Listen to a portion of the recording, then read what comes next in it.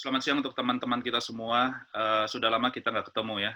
Cheatcom ini terakhir acara itu kalau nggak salah meetup kita sebulan lalu ya, 1,5 bulan lalu malahan kalau nggak salah. Jadi ini mungkin ajang temu kangen ya setelah new normal gitu ya. New normal saya berharap semoga semuanya sehat-sehat, pekerjaannya juga bisnisnya semakin baik, semakin bagus, dan kita bisa kembali berkumpul ya, bertumbuh bersama kembali dengan bisnis-bisnis kita bersama-sama. Nah, acara kita pada hari ini itu dipersembahkan sekali lagi oleh Cheatcom. Jadi ingin saya perkenalkan sebentar tentang Cheatcom karena ini mungkin sudah lama ya, sudah lama sekali kita nggak ketemu. Cheatcom ini merupakan sebuah komunitas sebenarnya, sebuah komunitas yang terdiri dari para C-level. Isinya itu para C-level perusahaan-perusahaan IT di Bandung, yang nanti ada beberapa juga dari luar Bandung, dan nanti akan kita melebar. Semoga ini ada dalam tanda kutip foundernya nih ya, foundernya ini pada Pak Setiadi Sudrajat, Pasis, manggilnya Pasis. Kita ingin untuk besar di suatu saat nanti 2 tahun, 1 tahun ke depan kita mulai merambah ke kota-kota lain, ke tempat-tempat lain. Karena komunitas ini sangat penting, karena salah satu tujuan komunitas ini yang kita laksanakan dan kita rasakan sekarang ini adalah kita bisa berpartisipasi dalam banyak hal bersama-sama, kita bisa saling membantu, kita saling membagi. Contohnya acara hari ini adalah kita membagi, ya, kita saling membagi, saling belajar. Mungkin tidak ada yang di sini kita tidak melihat siapa yang lebih pintar, siapa yang lebih nggak pintar gitu, tapi kita saling berbagi dan kita saling belajar aja dari inspirasi-inspirasi atau pengalaman-pengalaman dari orang lain. Nah, ini dari teman-teman kita yang lain, dan ini salah satu fungsi dari Cheatcom. Dan juga di sini juga banyak kok kita bisa bagi-bagi project ya, bagi-bagi project, atau misalnya butuh sesuatu gitu, kita bisa berkolaborasi. Nah, itu paling penting, salah satunya berkolaborasi. Karena salah satu tujuan Cheatcom adalah kita di sini bersama-sama maju, bukannya saling bunuh-membunuh. Nah, seperti itu. Jadi inilah tentang Cheatcom, C-level IT community. Oke, topik kita hari ini adalah Born to be Great. Narasumber inspiratif kita pada siang hari ini ada Kang Jimmy Yogaswara. Jadi saya percaya semua orang itu dilahirkan untuk menjadi orang-orang hebat. Tidak ada yang dilahirkan untuk menjadi orang-orang yang gagal, ya kan? Tetapi pada satu titik decision, keinginan, passion, gitu ya, execution-nya, terutama dari niatnya itu seperti apa, itu yang akan menentukan seseorang itu apakah dia akan failed atau akan sukses. Ya, seperti itu ya. Bahkan failed itu bisa menjadi sebuah kesuksesan. Nah, ini yang kita dengar dari Kang Jimmy Yogaswara. Nah, siapa sih Kang Jimmy ini? Mungkin belum ada yang kenal. Saya juga sebenarnya belum kenal-kenal amat, gitu kan. Makanya ini momennya enak nih buat kenal-kenal amat sama Kang Jimmy. Kalau saya udah kenal banget sama Kang Jimmy, kayaknya nggak enak deh saya jadi hostnya kan, nggak ada yang perlu ditanyain gitu kan. Udah kenal sih, udah ini. Nah, Kang Jimmy ini founder dari Jimmy Group Technology, PT ya, PT Jimmy Group Technology, CEO dan juga founder dari Biru Tekno. Biru Tekno. Nah, beliau ini yang menarik, mempunyai pengalaman pekerjaan yang sudah lumayan, mulai dari kuli tower ya, Kang Jimmy ya, dari kuli Iya, tower, Blade Tower panjat-panjat ya. tower gitu ya. Uh, saya lihat di sini sempat di Starcom, saya sempat punya hubungan kerjasama juga dengan Starcom di perusahaan saya sebelumnya, tapi itu di tahun Oh, sekitar oke. 2016-17 mungkin. Nah, kemudian juga uh, network engineer iya, ya kan. Pokoknya mainannya saya lihat sih kebanyakan si network sebelumnya, gitu ya, kuli tower lah gitu. Iya. Dan merupakan lulusan dari SMK, gitu ya. Orang kan biasa bilang, apa sih SMK, apa sih SMA, kamu tuh lulusan cuma SMP, gitu kan. Tapi beliau bisa seperti ini. Bahkan cuma itu, beliau menghasilkan banyak hal. Ya, kalau saya lihat profilnya itu, project-projectnya banyak. Main juga di blockchain, bank and finance, blockchain cryptocurrency, mobile apps dengan bermacam-macam apps-nya, mulai dari Dusun Bambu, POS, ya misalnya Teramedic, Kemudian ada juga yang mungkin saya sempat baca-baca ada masuk koran gitu ya. Kalau kita orang zaman dulu kan ngomongnya koran gitu. Itu ada Digital Filing Cabinet ya, DFC. DFC itu juga lumayan ini ya, masuk koran tuh udah keren banget gitu. Nah, jadi banyak yang udah dihasilkan oleh beliau ini dan ini sangat menarik. Lulusan SMK, ya kan? Kuli Tower. Seperti itu. Tapi bisa sampai seperti ini, punya sebuah perusahaan. Saya nggak tahu perusahaan di belakangnya seperti apa, nanti tolong diceritakan juga. Yang saya tahu itu ada Jimmy grup teknologinya dan juga Biro Teknonya. Tapi kita lihat yang ingin kita ambil di sini adalah bagaimana perjalanan Kang Jimmy ini bisa sampai seperti ini, inspirasinya itu seperti apa, itu yang ingin kita ambil. Dan tentunya nanti akan ada pertanyaan-pertanyaan yang akan kita ajukan. Dan ini, diskusi ini, meet up ini santai, kita santai, jadi kita bebas saja seperti apa, nggak usah formal-formal amat, gitu ya, kalau formal jadi nggak enak nantinya, jadi malu-malu. Mungkin seperti itu perkenalan tentang Kang Jimmy, gitu ya. Silakan, Kang Jimmy, mau diceritakan dari mana? Monggo. Oke, Assalamualaikum warahmatullahi wabarakatuh.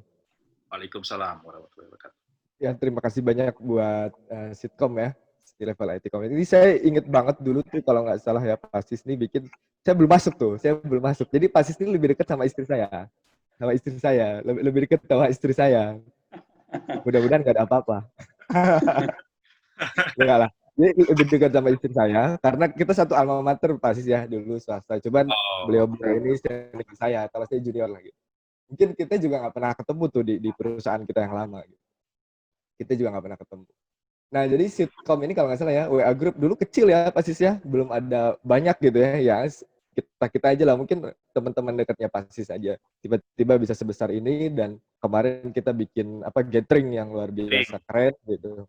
Masya Allah gitu. Saya bangga. Dan sekarang malah diundang gitu ke acara yang isinya tuh bahkan ada banyak yang lebih senior, jauh lebih sukses sama saya juga. Tapi ya mungkin kita kan lebih ke sharing ya. Jadi sharing aja gitu. Oke, Pak, mungkin saya punya deck ya. Saya izin untuk sharing. Silakan, sudah dibuka. Sudah dibuka ya, supaya bisa lebih enak gitu.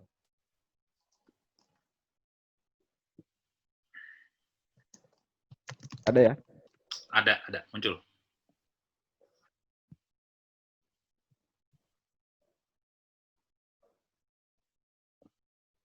Ya, pertama dari Biro Tekno dulu ya. Jadi Biro Tekno ini perusahaan IT ya, development atau konsultan IT. Tapi sebenarnya ini berawal dari kejenuhan saya jadi seorang karyawan. Di perusahaan yang sebelum. Jadi seumur hidup tuh saya cuma kerja di satu perusahaan sebenarnya, satu grup company. Dan baru nggak pernah ngelamar kerja dan lain-lain. Lakinya saya tuh kayak gitu. Tiba-tiba dari Prakerin, PKL, direkrut kerja, sampai sekarang lah gitu, sampai sekarang. Nah, kejenuhannya itu apa? Kejenuhannya itu kita melakukan kerja yang rutinitasnya sama gitu ya. Kita rutinitasnya sama. Terus tidak ada jenjang karir. Saya ngelihatnya nggak ada jenjang karir. Nggak ada jenjang karir, otomatis nggak ada masa depan gitu. Mungkin ya karena kita lulusan SMK gitu ya, siapa kita dan lain-lain. Cuman saya ngelihatnya itu, ya itu jadi motivasi terbesar saya gitu. Terus dari ya background ekonomi yang sangat kurang juga jadi motivasi kita. Nah, saya ngelihat peluang itu. Jadi semenjak saya itu kerja dari 2010 sampai 2014. Jadi semenjak 2012 sampai 2013 saya melihat peluang bahwa pergeseran IT pertumbuhannya itu akan ke digital gitu, ke teknologi solusi. Nah, perusahaan yang saya tempatin itu saya nggak ngelihat saya akan terjun ke situ gitu. Bahkan saya juga pernah mau dipindahin dirotasi ya ke departemen R&D karena dulu di project itu nggak dibolehin juga sama manajemen saya aja. Itu yang memutuskan saya untuk resign akhirnya. Nah, akhirnya kita ngelihat peluang itu, bikinlah. Saya dulu ada sama satu teman lagi, tapi sekarang sudah tidak jadi founder. Bahkan di tahun pertama udah nggak bareng gitu. Akhirnya kita bikin Biro Tekno Bisnis Rekayasa Unggulan Teknologi. Jadi Biro Tekno itu sebuah akronim Bisnis Rekayasa Unggulan Teknologi. Nah, beberapa aplikasi yang kita fokuskan, beberapa servisnya ya, pertama di web application, mobile application, sama desain multimedia. Nah, kita sudah lebih dari 5 tahun, Pak, kurang lebih dari 2014 ya. 2014 kita bermula dari service web and mobile apps. Jadi 2014 itu kita fokus di web and mobile apps. Itu akhir tahun ya 2014. Jadi tahun ini akhir tahun nanti kita udah 6 tahun kurang lebih. Nah, kita fokus di situ selama 1 tahun lebih di service web dan mobile app, bikin website dan lain. Karena memang saat itu yang paling seru ya di situ gitu ya. Yang paling banyak permintaannya saat itu di situ. Marketnya juga demand-nya juga lagi banyak di situ. Jadi kita mulai variatif dari 2015, baru 1 tahun gitu kita sudah dapat project Internet of Things gitu ya. Digital filing cabinet itu startingnya dari 2015. Jadi kita sudah mulai bersentuhan dengan Internet of Things sampai ke cashless payment yang di Dusun Bambu itu. Nah, sampai 2017 sampai 2020 kita banyak lah gitu, banyak variatif dari project yang kita kerjakan tanpa disengaja gitu. Tanpa disengaja 2017 kita ikut beauty contest, ikut tender di Petermark TBK, kita dapat informasi terus kita ditawarin, kita ikut ternyata kita yang dapat gitu. Waktu itu kita sama Astra dan lain-lain juga gitu. Tapi ya ada beberapa kelebihan dan kekurangan. Kalau dari pitching sih katanya kita tuh lebih unggul dari desain software gitu kan, desain software dan pengemasan nanti produk segala macam.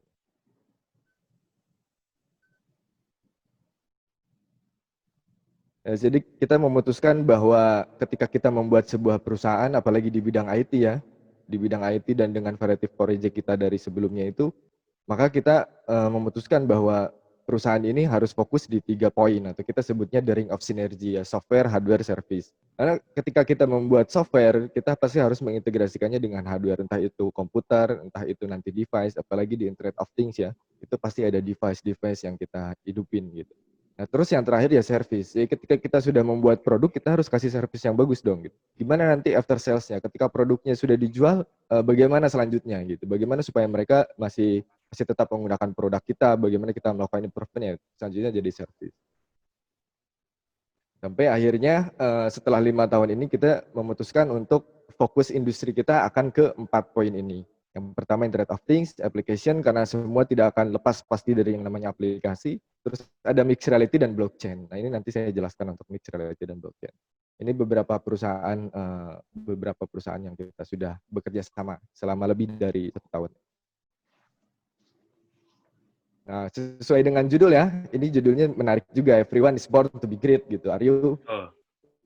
Tuh, semua orang saya setuju dengan Pak David tadi bilang, semua orang terlahir dengan great gitu, dengan ya hebat gitu. Semua orang sudah terlahir sangat hebat gitu. Bahkan kata Pasis dari mula kita benih ya, sperma kita udah berhasil tuh.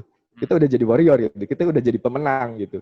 Dari sperma aja kita udah jadi pemenang. Nah, masalahnya ketika jadi besar itu, ketika sudah besar itu kita masih mempertahankan greatness kita atau enggak gitu. Nah, kalau Steve Jobs tanya ini ke saya akan jawab, I'm sorry, I was born to be great. Saya sudah terlahir menjadi great gitu ya. Nah, tapi untuk versi saya ini, untuk saya born to be great ini memang sangat panjang. Tapi saya coba rangkum jadi 3 chapter.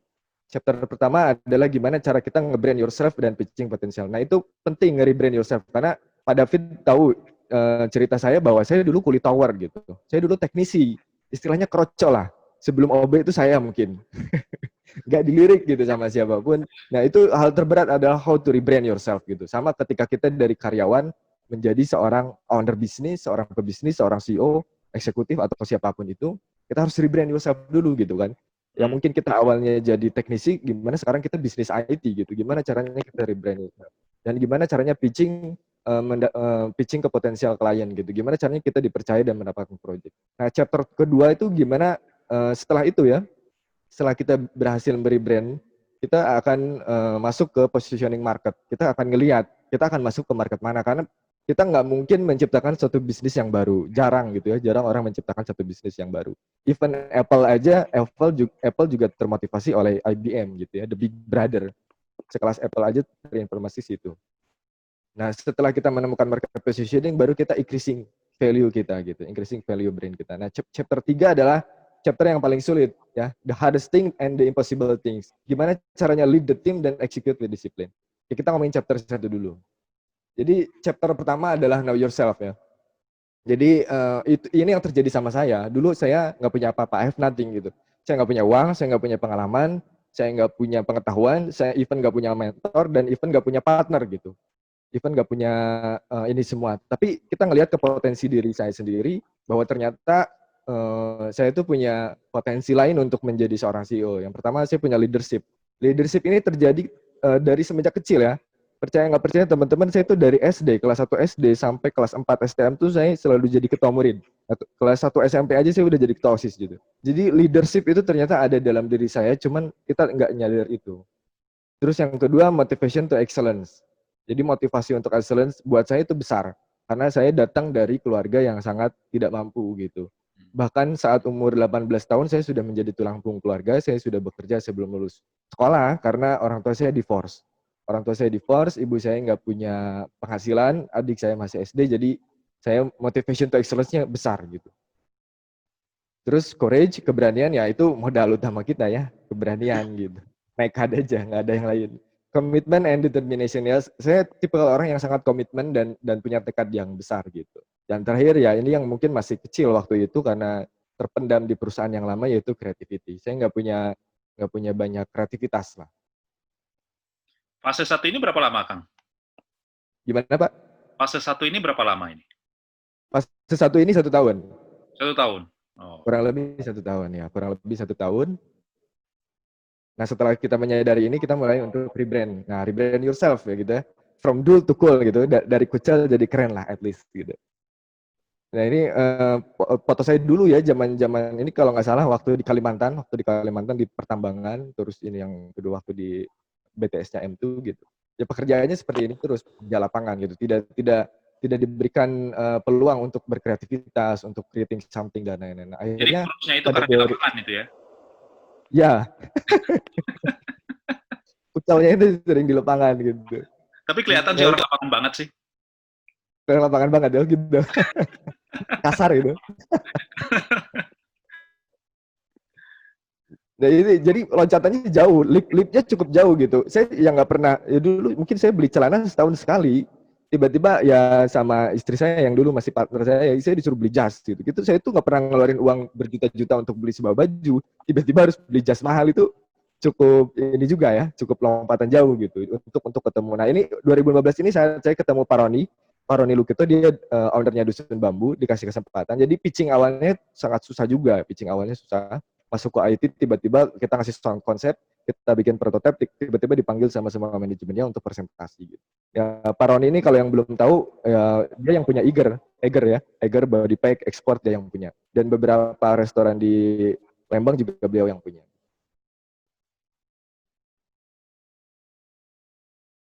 Nah, selanjutnya di chapter 1 tadi pitching ya, pitching potential clients. Nah, ini pitching potential client ini saya mulai pitching ini 2016. 2016 saya mulai pitching, yang pertama yang ini ya. Kalau ngeluarin annotation gimana ya? Susah ya. Di online ini nih ada online pitch. Jadi saya pernah ikutan waktu itu di Tech in Asia, ada online pitch gitu ya. Di situ ada banyak venture capital. Itu saya bahkan nggak tahu venture capital itu apa gitu. Intinya wah dapat duit lah. Intinya dapat duit. Kira-kira seperti itu. Tapi sama-sama sekali nggak tahu itu 2016 ikutan online pitch. Nah di situ diberitahu bahwa one sentence gitu ya. Describe your company, describe your product in one sentence. Jadi gimana caranya pitching hanya dengan satu kalimat. Nah, saya coba itu ternyata saya dapat email. Ternyata ada salah satu investor yang tertarik, namanya Weldon International. Nah, sayangnya karena saya nggak serius, ini nggak saya follow up. Ini nggak saya follow up karena kita nggak serius, ini nggak kita follow up. Nah, foto di bawahnya adalah ketika saya berhasil online pitching ke salah satu pebisnis untuk mendanai sebuah produk kita gitu. Untuk mendanai produk kita tahun 2016 itu, kita ingin bikin sebuah produk gitu. Kita nggak mau di project terus, kita ingin sebuah produk. Akhirnya saya pitching dan berhasil gitu. Saya pitching presentasi akan seperti apa, alhamdulillah berhasil. Kan tanda tangan kontraknya di kantor saya, tapi saya masih tetap dul ya tuh, pakai sendal jepit segala macam. Nah, itu pitchingnya pakai sendal jepit ya, keren banget. Jadi intinya mereka tuh tidak akan melihat casing ya, maksudnya mereka casing tuh dalam artian ya kalau kita pitchingnya bagus gitu ya, makanya saya di sini masukin CEO basic skill gitu. Jadi kalau lu semua mau jadi CEO, at least kuasain ini dulu deh. Pitching itu kan sebelum presenting ya. Jadi sampai presenting itu kita harus pitching dulu. Misalkan saya kepada Pak David, saya punya produk bagus nih. Produknya A, B, C, D, impact-nya nanti ini, cara build-nya ini, cost-nya segini. Mau nggak? Kalau mau, nah itu baru masuk ke presentation gitu ya Pak ya. Ya, Jadi pitching itu kita menawarkan di awal tuh. Mungkin kalau di luar negeri itu pitching itu standarisasinya katanya maksimal tuh 3 menit. Ya biasanya mereka 60 detik, 30 detik sudah selesai pitchingnya. Ya, jadi CEO basic skill tuh ketika kita sudah pitching, presentation, ya kita harus belajar diplomasi, negosiasi, dan gimana yang terakhir adalah eksekusinya seperti apa gitu. Betul. Nah, nyambung ke yang tadi ya, nyambung ke yang tadi ketika 1 tahun pertama saya anggap saya sukses di start IT service karena kita tidak mengalami kerugian apa-apa gitu. Dari yang modalnya nol, tiba-tiba surplus gitu ya, kita nggak punya modal apa-apa. 1 tahun pertama mengembangkan IT service, kita sukses. Nah, di tahun kedua, saya beranggapan bahwa di tahun kedua ketika saya bid produk gitu ya, harusnya ketika saya mulai produk, apalagi ada pendanaan, saya sukses dong harusnya. Ternyata enggak. Ini Oke. gagal habis-habisan. Gagal ini minus, kalau nggak salah saya minus 300 juta waktu itu. Saya minus 300 juta. Jadi gagal habis-habisan gitu. Nah ternyata apa sih yang membuat saya gagal? Yang membuat saya gagal, ternyata saya terlalu overconfident. Karena di tahun pertama kita sukses gitu ya, di tahun kedua kita akan sukses lagi, apalagi ada pendanaan. Ternyata nggak seperti itu. Karena overconfident, terus saya tidak mengkalkulasinya dengan benar, terus produknya juga nggak matang. Terus faktor lain adalah waktu itu produk saya mengarah ke UKM ya Kang. Salah satu faktor kegagalannya adalah adanya produk Google apa Gojek adanya produk Gojek gitu waktu itu. Jadi kita bikin resto tuh, aplikasi resto. Kita bikin aplikasi resto waktu itu, kita sudah punya klien, dia sudah subscribe 1 tahun ke kita, dan ada yang monthly kita udah dapat. Tiba-tiba GoFood itu ngeluarin aplikasi namanya GoResto, dan itu bagi hasil sistemnya. Mereka turnover, mereka cabut dari kita semua tuh, klien tuh hampir semua cabut yang retail. Ya kita udah nggak punya klien lagi waktu itu, terus budgetnya udah habis, ya mau nggak mau kita tutup itu. Ya, mengalami kegagalan waktu itu saya di tahun 2017 awal ya, tahun 2017 awal waktu itu.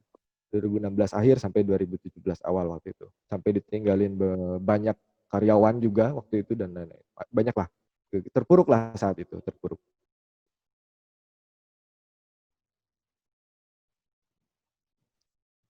Nah, karena keterpurukan itu jadi mendorong saya untuk memperbaiki knowledge gitu untuk supaya saya bisa bisa bisa making decision ya, bisa membuat keputusan jauh lebih baik lagi. Gimana nih caranya supaya saya bisa membuat keputusan jauh lebih. Nah, knowledge itu kan berdasarkan data dan informasi. Kita mendapatkan knowledge, kita dapat pengetahuan dari data atau informasi. Nah, masalahnya kan sekarang informasi itu banyak yang hoax juga ya. Nah, gimana caranya?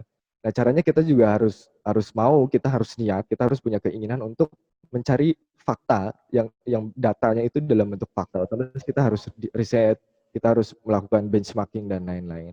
Sehingga apa? Sehingga kita mendapatkan knowledge yang mature gitu, matang. Knowledge kita tuh mature. Jadi untuk semua pengusaha yang ingin merubah market position, yang mendapatkan posisi di market gitu ya, ya kita harus melakukan itu, kita harus melakukan riset, kita harus cari data, kita harus dapat informasi sampai itu semua jadi knowledge kita, dan kita bisa buat decision dari situ.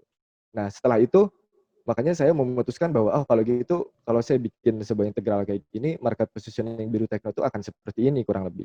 Di mana ada feature teknologi, ada regular teknologi, ada customize, dan yang nggak bisa di customize, maka kita akan ada di posisi ini. Gitu. Saya memikir bahwa sekarang tuh market positioning Biro Tekno itu adalah future teknologi dan customize. Makanya di awal saya masukin blockchain, saya masukin mixed reality dan Internet of Things. Karena kalau apps itu udah jadi satu kesatuan, itu udah satu kebutuhan lagi. Nah, salah satu yang increasing value kita di market itu adalah blockchain ya. Jadi blockchain di akhir 2017, kalau di awal tadi terpuruk ancur-ancuran, di akhir 2017 dan 2018, selain project yang lain, kita menemukan potensi di project blockchain ini. Jadi sebenarnya ada tawaran, bisa nggak bikin blockchain gitu. Padahal kita waktu itu belum mengetahui ya, belum punya experience untuk bikin blockchain. Akhirnya kita beranikan diri untuk terjun, melakukan riset dan lain-lain, sampai akhirnya kita untung besar di situ. Jadi mulai increasing value itu salah satunya dari blockchain itu. Nah, kenapa blockchain ya? Karena kita ngelihat blockchain adalah masa depan ya. Bagaimanapun blockchain ini adalah masa depan. Bagaimana ada distribute ledger yang sangat transparan tapi secure seperti blockchain. Terus high growth karena di market nggak banyak yang main di blockchain gitu. Jadi prinsip ekonomi itu jalan Pak, supply and demand itu jalan gitu kan. Kalau supply-nya banyak, demand-nya sedikit jadi murah kan, ya, Pak. Kalau supply-nya nggak ada, demand-nya tinggi jadi mahal. Ya makanya kenapa cewek cantik mahal, Pak David. Oh gitu. Iya, karena supply-nya sedikit yang pengen banyak. Pak David juga pengen kan. Saya banyaknya dekatnya cewek cantik soalnya, jadi agak murah kayaknya.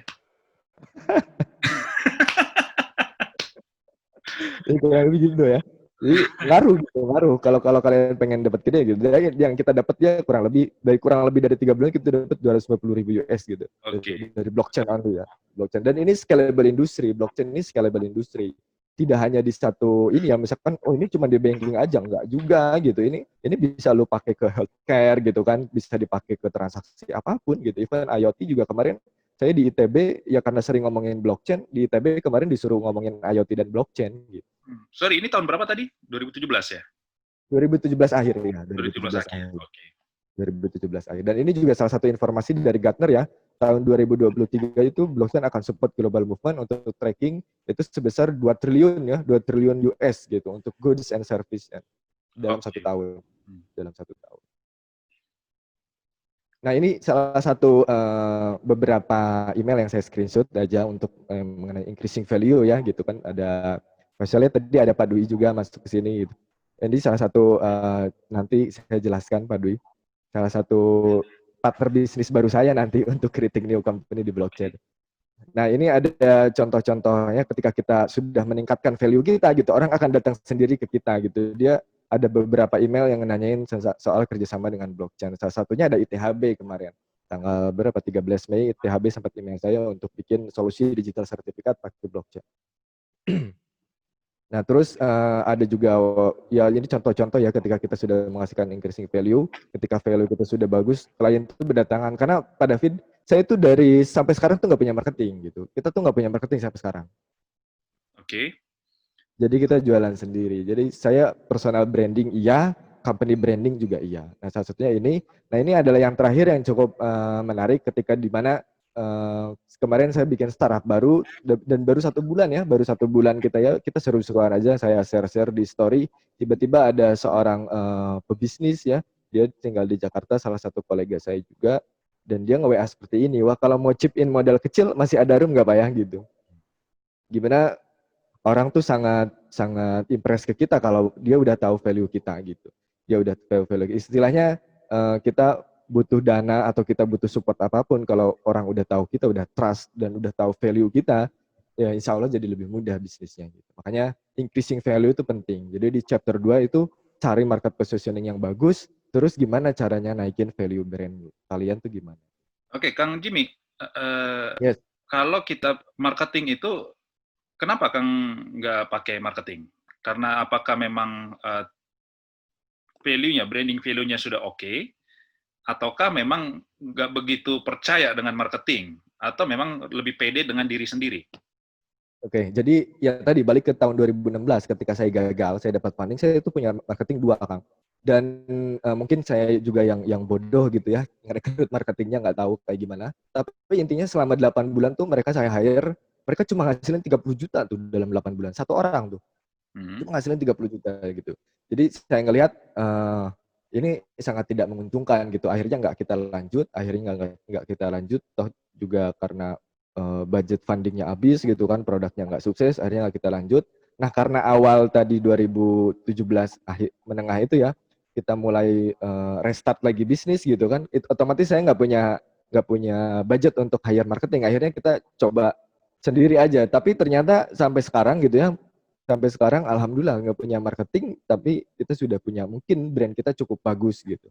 Mungkin brand kita cukup bagus untuk market tertentu. Saya pernah ditanya sama Pak Sis nih, Pak David, Ya. Pak David itu CEO apa marketing sih, gitu kan? Nah, kalau tanggapan dari Kang Jimmy atas pertanyaan itu gimana? Oh, every business owner is marketing. Every business owner is marketing kalau menurut saya gitu. Malah Nggak harusnya ada masalah dengan itu. malah harusnya Nggak marketing ada. paling hebat ya. Betul, betul. Marketing terhebat itu adalah CEO-nya. Kalau CEO nggak bisa dagang, siapa yang dagang? Makanya saya selalu challenge tim saya, kalau kalian nggak bisa benar kerjain, ya udah kalian tuker, kalian yang dagang, saya ngerjain produknya gitu. Karena ya itu, kalau saya ngelihatnya seperti itu Kang gitu. Kalau misalkan kita beberapa kali pernah melakukan interview ya, bahkan anak SBM ITB itu pernah kita interview. Mereka di awal aja udah minta gaji sekian. Dan kita pernah dapat yang senior gitu, dia minta gaji 20 juta waktu itu di awal ya. untuk S2 di SBM, tapi dia nggak bisa memenuhi target yang saya iniin gitu ya. Di awal pun dia sudah tidak sanggup gitu, tidak berani untuk ke situ. Jadi susah. Kalau menurut saya memang kita ini CEO yang di konsultan IT adalah yang paling mengerti bisnis, dan marketing itu kan harus mengerti bisnisnya juga ya Pak ya. Betul. Untuk ngejual produknya dia harus ngerti produknya, harus ngerti jasanya. Mungkin kalau produk tok aja, satu produk ya mungkin bisa dipelajari lebih cepat, bisa gampang. Tapi kalau di jasa kayak kita ini kan memang trust, terus flexibility, terus ya banyak faktor lah gitu. Jadi Pasis itu Pasis, saya dua-duanya. Iya, saya juga masih Saya marketing, juga Pak. nggak punya marketing. Wah, ini sama berarti Pak. Nggak perlu berarti. Nggak perlu, nggak perlu. Oke Kang, mangga. Oke. Ya kita masuk ke chapter 3 nih. Chapter 3 yang paling sulit ya, lead the team gitu. The hardest thing. Hal yang paling sulit adalah gimana sebenarnya melead sebuah tim. Nah, itu pasti kita nggak bisa menerka-nerka atau sering banyak apa ya coba-coba yang nggak jelas lah gitu. Yang pertama pasti untuk lead the team itu kita harus benchmark, kita harus cari referensi yang bagus.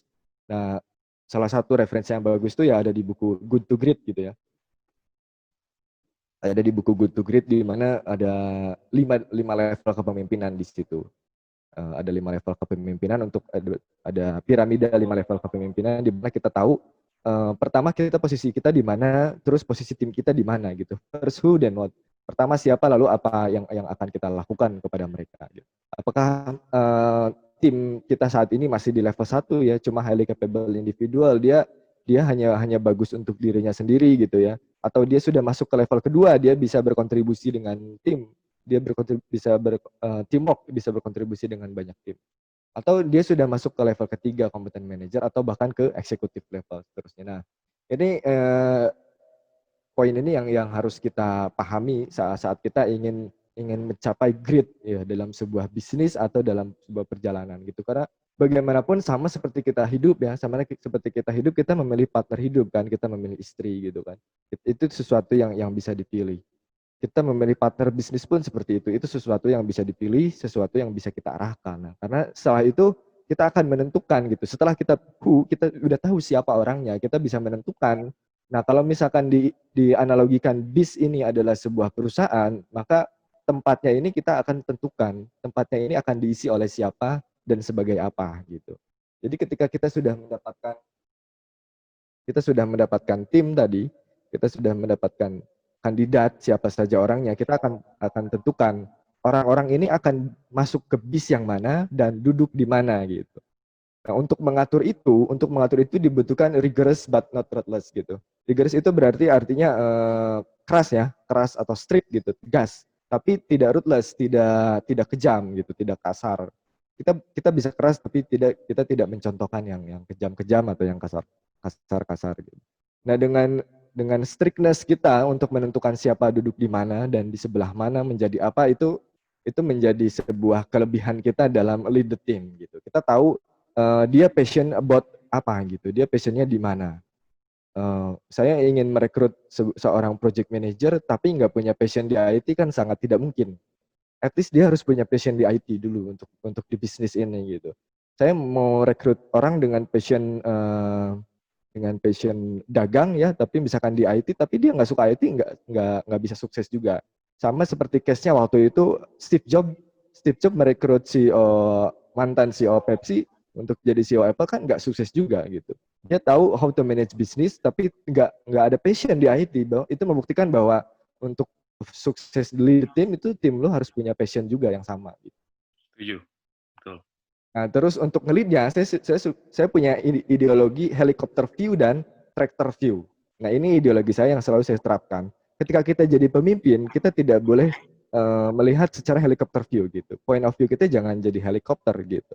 Karena kalau helikopter itu kita akan jauh. Kalau misalkan katakanlah bisnisnya menggarap sawah, terus kita melihatnya hanya dari helikopter, berarti kita akan sangat bosi. Maka keluarlah prinsip-prinsip atau sifat-sifat I'm a boss, I don't need to understand your business atau your work gitu ya. Terus kalau misalkan kita ada keterlambatan, ya kalau helikopter pun dia akan teriak-teriak dari atas, you are too slow gitu.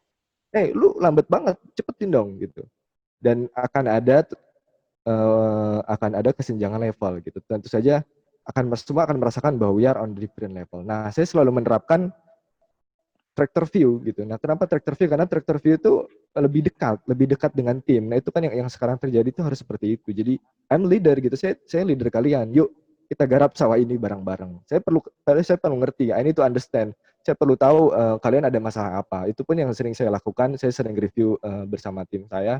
Kalau misalkan kenapa sih ini lambat? Apa sih masalahnya? I need to understand gitu. Kenapa I need to understand? Karena saya akan kasih solusi kalau saya bisa. Kalau enggak, kita cari solusi bareng-bareng, kita eskalasi kemana, ke siapa. Nah, itu yang perlu kita pecahkan bareng-bareng. Nah, kalau saya selalu bilang, you need to fast gitu. You need to fast. Bukan kalian terlalu lemot. Kadang sih saya bilang gitu ya, kalau lagi kesel. Kalian tuh lemot banget. Tapi saya lebih sering, yuk kita lebih cepat. Yuk kita lebih cepat gitu. Yuk kita lebih cepat. Kan. Dan yang paling penting, we are on the same level. We are on the same. Kita berada di level yang sama. Gitu. Tim ya, dia satu tim. Betul, Satu betul. tim yang sama. Oke. Helikopter view selalu jelek nggak, Kang? Sometimes, ya. Mostly, kalau menurut saya mostly jelek ya. Mostly jelek. Ada bagusnya? Bagusnya sometimes jadi helicopter view, tapi seringnya jadi tractor view gitu aja. Tapi nggak bisa dicampur ya? Nggak boleh dicampur ya? Nggak boleh sih. Nggak boleh boleh. sih. Nggak boleh. Tapi untuk bisnis itu awalnya kalau menurut saya harus tractor view gitu. Tractor view ya. Kang, pernah nggak gini? Kalau kita bicara tractor view, leader gitu ya, otomatis keterlibatan kita dengan tim kan jadi semakin tinggi gitu ya. Dari entah itu hubungan pekerjaan, kedekatan juga sama seperti itu. Sering nggak sih involve kita punya pekerjaan, project kita dengan tim. Kita ini tractor view nih ya, I'm a leader gitu. Walaupun saya seorang CEO segala macam, tapi pada akhirnya melewati batas, kita tuh kelewatan gitu. Akhirnya kita terlalu banyak involve dalam project-nya, terlalu banyak turun tangan, ikut campur. Gitu pernah nggak sih? Atau kejadian itu dengan tractor view itu bakal ada kejadian-kejadian seperti itu nggak? Ya, itu akan selalu ada seperti itu. Makanya di yang terakhir nanti harus execute with disiplin. Nah, disiplin itu apa? Salah satu dari disiplin itu harus punya struktur yang benar. Nah, struktur yang benar. Jadi salah satu disiplin itu harus punya struktur yang benar. Nanti proseduralnya dilakukan secara disiplin juga gitu. Tapi itu tidak memungkiri sih Kang, pasti kita involve ke situ gitu. Dan saya pernah bahkan sering banget sampai ya ada tim yang komplain juga gitu karena saya terlalu jauh gitu. Tapi sampai saat ini untuk hal-hal tertentu saya ingin involve ya, termasuk terutama desain. Untuk desain itu saya sangat rewel gitu untuk desain dan performance dari sebuah produk. Mungkin kalau di state dari awal it's okay, tapi kadang-kadang kan overlapping dengan kewenangan tim yang lain gitu. Misalnya project manajernya dilompatin kewenangannya kan juga. Saya sih kadang-kadang suka begitu. Saya sih kadang-kadang suka begitu sampai beberapa kali memang diingatkan. Memang sih merubah sifat seseorang itu agak-agak susah ya, susah sulit. Susah gampang, susah sulit. Memang harus diingatkan terus. Nah itu biasanya karena saya tuh background saya kan juga teknikal sebenarnya. Apalagi orang teknikal tuh gatal tangan kan. Gitu kalau lihat sedikit gitu nggak bisa sabar langsung involve gitu kan. Nah itu biasanya sih untuk mengatasi seperti itu biasanya gimana Kang? Itu harus disiplin ya. Ya, jadi ini case saya juga dulu sama Kang gitu. Saya juga sampai sekarang juga ada satu tim saya yang selalu saya kasih tahu. Jadi saya sampai 2016 itu saya masih ngoding, tapi sampai sekarang saya sudah benar-benar sama sekali nggak ngoding gitu ya. Karena saya juga dulu belajar teknis gitu. Bisa dan karena bahkan dulu waktu pertama tahun-tahun pertama tuh saya pernah disomasi orang dan akan dipenjarakan orang karena pekerjaannya nggak selesai-selesai. Nah, pekerjaan nggak selesai-selesai itu ya karena waktu itu saya yang ngoding, saya yang ngeberesin kontrak, saya pitching segala macam. Gak ada tim yang lain gitu. Kita ngomongnya punya tim padahal kita kerjain sendiri. Nah, disitulah kita udah harus berpikir untuk lead the team gitu. Oke. Ini kalau ada yang mau bertanya, silahkan ini aja, raise hand aja, nggak apa-apa di tengah-tengah, nggak usah harus nunggu terakhir. Kalau ada yang mau bertanya, silahkan raise hand, nanti bisa saya lempar untuk bertanya. Oke, mangga Kang. Oke. Ini terakhir kali ya. Ini terakhir chapter 3 adalah ini. Kalau yang tadi the hardest thing ya ini the impossible things gitu ya.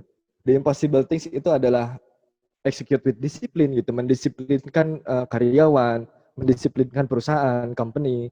Itu sangat sulit dan impossible untuk orang-orang yang nggak punya pengalaman kayak kita gitu. Untungnya banyak buku dan untungnya banyak banyak orang yang mungkin bisa sharing ke kita, apalagi sekarang ada YouTube dan lain-lain. Kita harus harus open mind gitu untuk itu. Ya, contohnya sekarang Nah ini. dalam contohnya sekarang ini ya di Sitcom, wah ini keren banget Sitcom. Jangan lupa di subscribe. Di Good to Great konsep itu kan diambil tuh ya, diambil metodenya 4DX, for Discipline of Execution, bukunya McKinsey diambil sama Jim Collins. Di situ dijelaskan good to great konsep itu. Gimana yang asalnya cuma good company jadi great company gitu. Tahap-tahapannya apa dari build up sampai breakthrough gitu ya. Nah, yang sangat ditekankan adalah disiplin itu kan. Ya, apalagi yang pertama gitu. Yang pertama adalah disiplin of focus. Gimana kita menentukan widely important goals. Nah, kalau saya balik tanya kepada David, Pak David, widely important goals-nya apa membangun Cikaso itu? Misalkan goals-nya itu apa? Atau Pak Sis, widely important goals-nya bangun perusahaan ERP itu apa?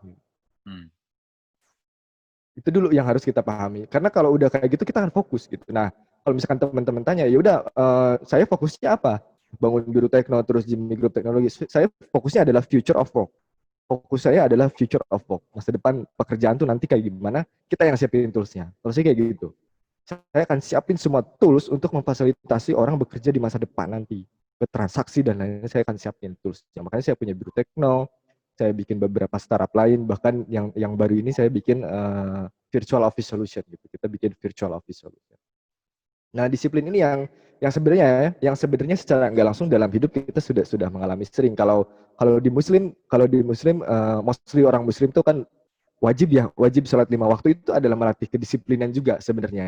Jadi, nah kedisiplinan itu adalah sebenarnya kan Allah tuh nggak nyuruh kita untuk maksudnya lebih fokusnya adalah sholat 5 waktu itu on time, adan sholat gitu. Nah kita menghadapi itu aja susah. Menghadapi itu aja susah gitu ya. Gimana kita mau widely important goals kita fokus ke goals kita dan memimpin puluhan, ratusan, ribuan karyawan kita atau tim kita gitu.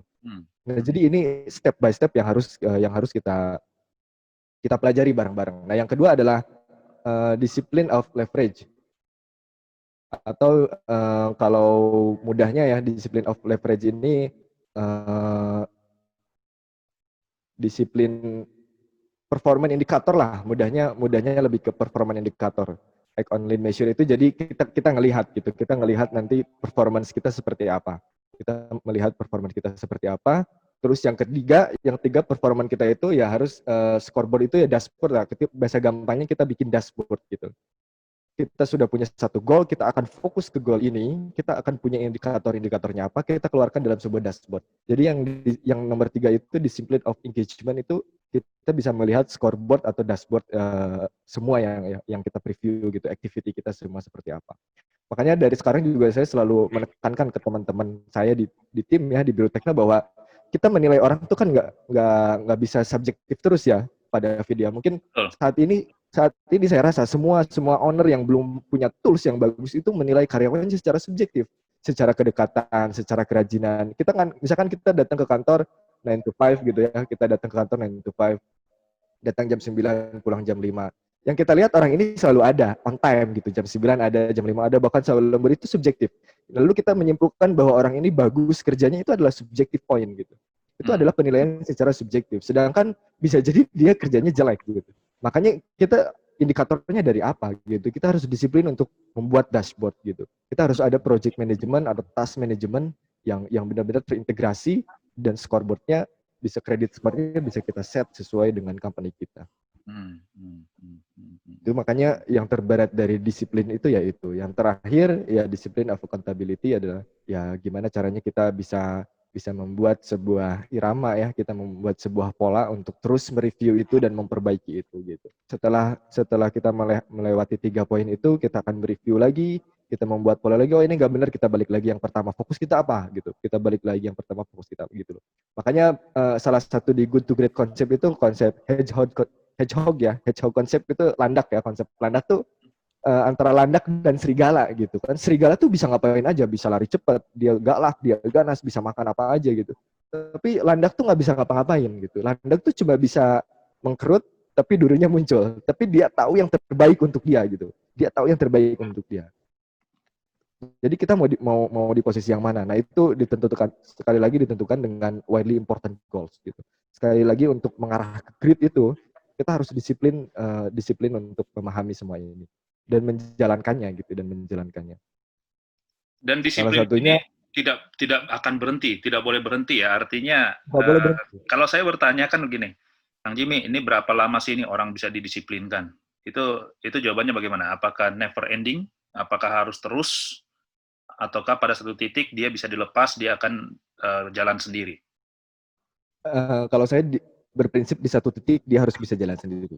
Di satu titik dia harus bisa jalan sendiri. Tapi ya itu makanya kita nggak bisa berpikiran untuk terus subjektif gitu. Saya juga sampai sekarang makanya saya bikin Frost Virtual Office Solution itu salah satunya untuk bikin tools ini gitu. Untuk bikin tools for discipline of execution. Gimana caranya saya bisa menilai employee saya secara objektif gitu. Saya tahu orang ini kalau yang tadi di piramida level 5 leadership ya, kepemimpinan saya tahu orang ini bisa dari level 3 bisa naik ke 4 tuh kapan gitu.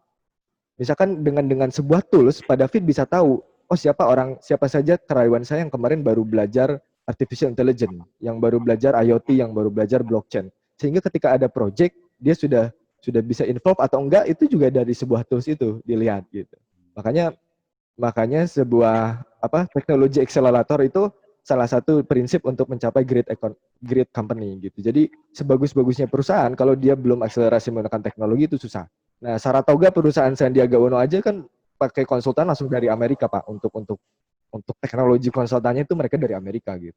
Bang Sandiaga Uno itu dari Amerika, makanya dia akselerasi ke great company-nya bisa sangat cepat. Makanya kenapa perusahaan-perusahaan besar selalu meng-hire konsultan besar kayak McKinsey misalnya, dan mereka spend billion rupiah lah untuk McKinsey itu ya karena McKinsey itu punya knowledge, punya data, punya informasi, punya knowledge yang bisa membuat si perusahaan ini making good decision. Betul. Nah, itu toolsnya ada sama Pak Jimmy sekarang? Nah, nanti kita buat toolsnya. Iya, betul. Jadi kalau yang butuh, yang belum punya, yang butuh itu ada Kang Jimmy. Silakan dikontak. Ada. Iya, ada sitkom. Ada sitkom. Ada sitkom. Nah, ada diskonnya lah, gitu ya. Diskon untuk member sitkom. Untuk member sitkom. Oke. Sekali lagi kalau ada yang mau bertanya, tinggal raise hand aja. Iya. Kok sedikit banget ya, 40 partisipan. Lanjut, saya terakhir aja.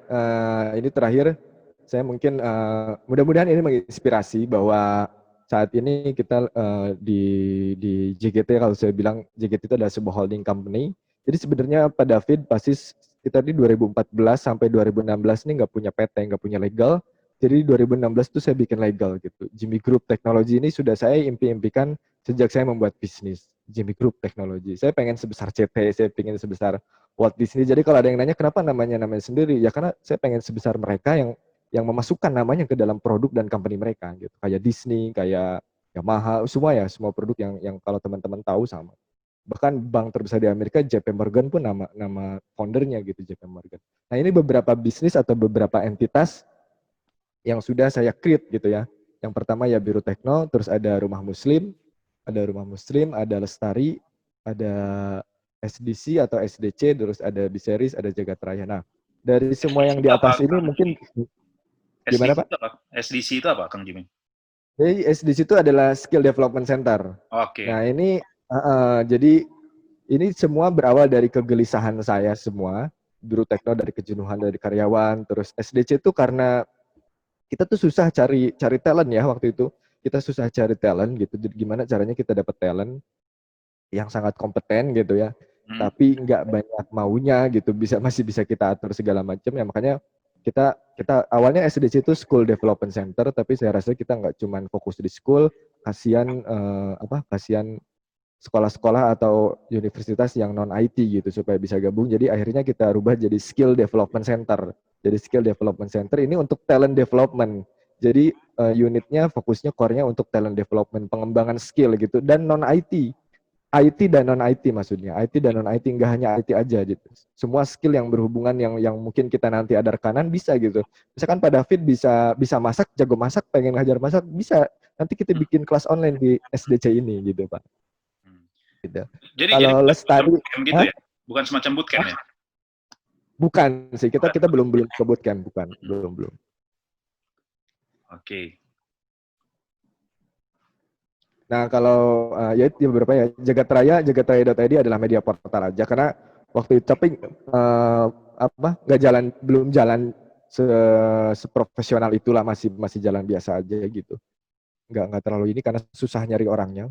Tapi karena kita dulu ngelihat bahwa bisnis media itu seksi ya, jadi kita ingin ingin bikin punya media portal juga sendiri gitu.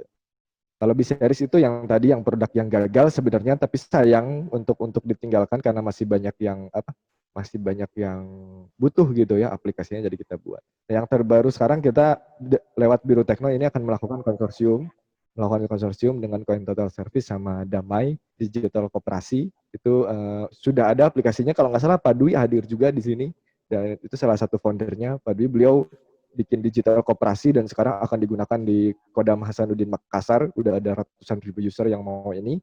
Ya, kita akan konsorsium untuk teknologi blockchain dan lain-lainnya, kita akan berpartner gitu.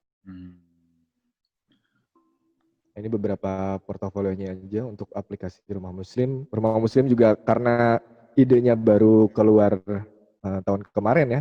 Awal tahun sebenarnya kita mau eksekusi, tapi karena COVID jadi postpone. Nah, kalau yang kedua ini aplikasi Frost yang insya Allah bulan depan akan kita rilis untuk iPhone dan Android secara full fitur ya, mungkin 80% apa 70% gitu. Nah, kalau yang paling terakhir ini adalah portofolio untuk salah satu kelas industri yang kita bangun di SMK 4, SDC itu, Skill Development Center itu. Ya, kita udah bangun, udah bagus-bagus bangun, pakai valet segala macam. COVID juga ya, jadi nggak kepake, jadi ujung-ujungnya akan online juga. New normalnya begitu. Gitu. Sampai-sampai kan sekarang itu orang mikir kan, kantor, apa Ya. itu kantor, gitu kan. Nah, sekarang justru yang laku itu tuh, Frost itu, virtual office. Betul. Mudah-mudahan lah. Ya, ini startup baru kita.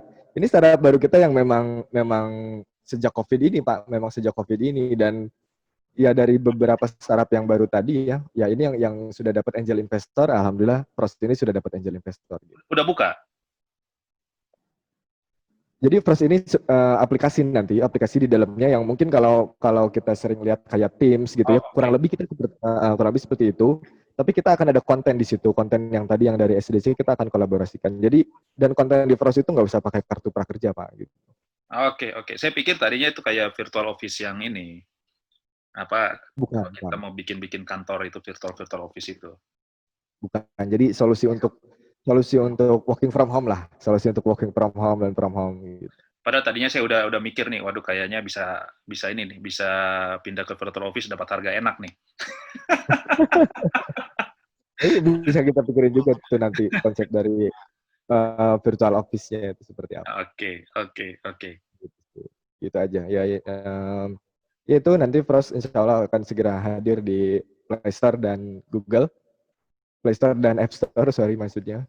Ya, Virtual Office Solution waktu Gather to Solve. Jadi konsepnya adalah bagaimana Frost ini bisa memfasilitasi ya.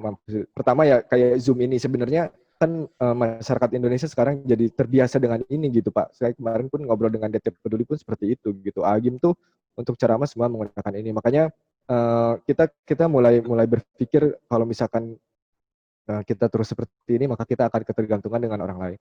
Nah, salah satu case-nya adalah kemarin waktu interview, kita menginterview orang yang baru di PHK, yang baru kena PHK karena COVID, dan dia sudah 16 tahun di dunia IT gitu.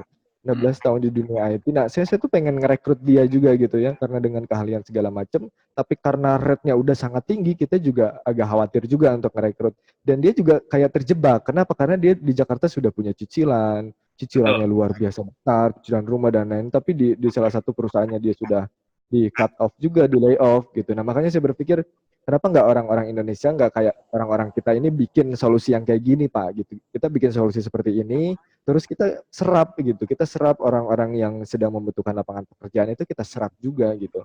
Makanya kemarin kita melakukan rekrutmen karena kita udah dapat investasi gitu. Walaupun masih angel investor. Begitu Itu Pak kurang sih, lebih. kenapa open recruitment ceritanya? Iya. Itu sih kurang lebih. Jadi teman-teman intinya kesimpulannya kita harus pinter ya. Kita harus tahu gimana caranya untuk menangkap sebuah peluang, apakah ini peluang atau bukan. Setelah itu kita harus mendesain solusi untuk problem dari peluang ini. kita gimana caranya bisa memimpin timnya kalau kita bentuk tim, dan yang paling terakhir kita harus eksekusi dengan disiplin. Yang paling terakhir jangan lupa berdoa dan baca buku. Nah, ini referensi buku yang saya sampaikan lah. Ini beberapa buku yang saya baca yang mempengaruhi saya dalam berbisnis. Gitu, Pak. Oke. Thank you banget Pak Kang Jimmy. Sebenarnya saya ada beberapa pertanyaan, cuma beberapa pertanyaan ini ternyata memang sudah dijawab di slide ini sebenarnya. Jadi mungkin enak juga nih kalau kita kasih kesempatan teman-teman kita yang lain. Kalau saya lihat di sini ada, sorry, saya salah klik lagi nih. Ada Dinda Amelia. Saya enaknya gimana ya? Enaknya saya bacakan atau kita ini aja deh, kita minta undang yang bertanya untuk bertanya secara langsung aja, biar kita bisa saling kenal deh. Itu mungkin lebih oke ya. Iya, betul Pak David. Biar mereka bertanya langsung aja, Pak. Ya. Ini tampaknya kita harus ke yang lebih tua dulu, Pak. Kita harus lebih menghargai. Sorry, saya nggak kenal semuanya, jadi tolong diingatin ke saya deh. Pasan dulu deh, Pak David. Pasan. Pasan udah lonjok tangan ya. Oh iya, Pak. Kayaknya belum terlalu tua deh.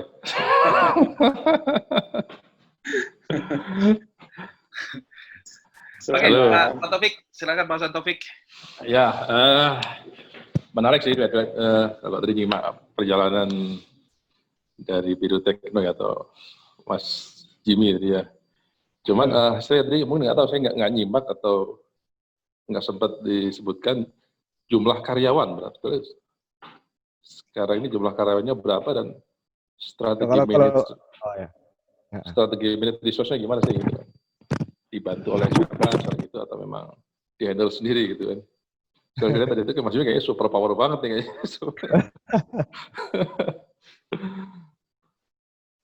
Ya, kalau untuk karyawan Bidoktekno kita baru 23 orang kurang lebih Pak untuk staff ya. Tapi kita beberapa ada tenaga ahli yang kita hire di luar itu sekitar 5-10 orang kurang lebih kalau di Bidoktekno. Kalau di Frost karena kita baru rekrutmen yang ke listing baru 5, tapi rencana di Frost sendiri akan ada 15 tim untuk awal.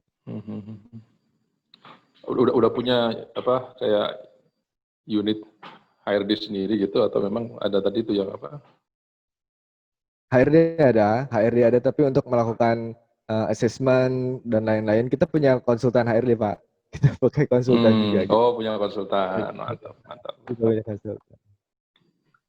Ya. Kenapa HRD-nya nggak nggak di-improve? Kalau kita bicara tentang konsultan, artinya keahliannya lebih diperkaya. Iya sih, pengennya sih kayak gitu. Cuman kalau ngelihat perkembangan bisnis kita gitu ya. Pertama kita rekrutmen kita baru nggak sering kayak tiap hari gitu ya. Terus perputaran rotasi kita nggak punya banyak cabang dan lain-lain. Mungkin kalau sebanyak itu kita butuh tim HRD yang solid gitu. Makanya kita pakai konsultan untuk beberapa poin aja. Misalnya untuk assessment, terus kita ada kebutuhan apa dan lain-lain kayak gitu. Berarti lebih ke efisiensinya ya, efisiensi ya. Kan sayang juga kalau hire HR manager atau HR director gitu ya. Tapi kerjaannya ngapain, ngelihat absensi, bikin laporan absensi, lemburan gitu. Ya dulu dong kayak gitu tuh, pernah tuh. Oke. Lanjut. Gitu Pak, paling gitu Pak Hasan. Iya. Terima kasih. Lanjut. Oke, sebentar, saya buka dulu. Nah, ini ada dari Dinda Amelia. Bu Dinda,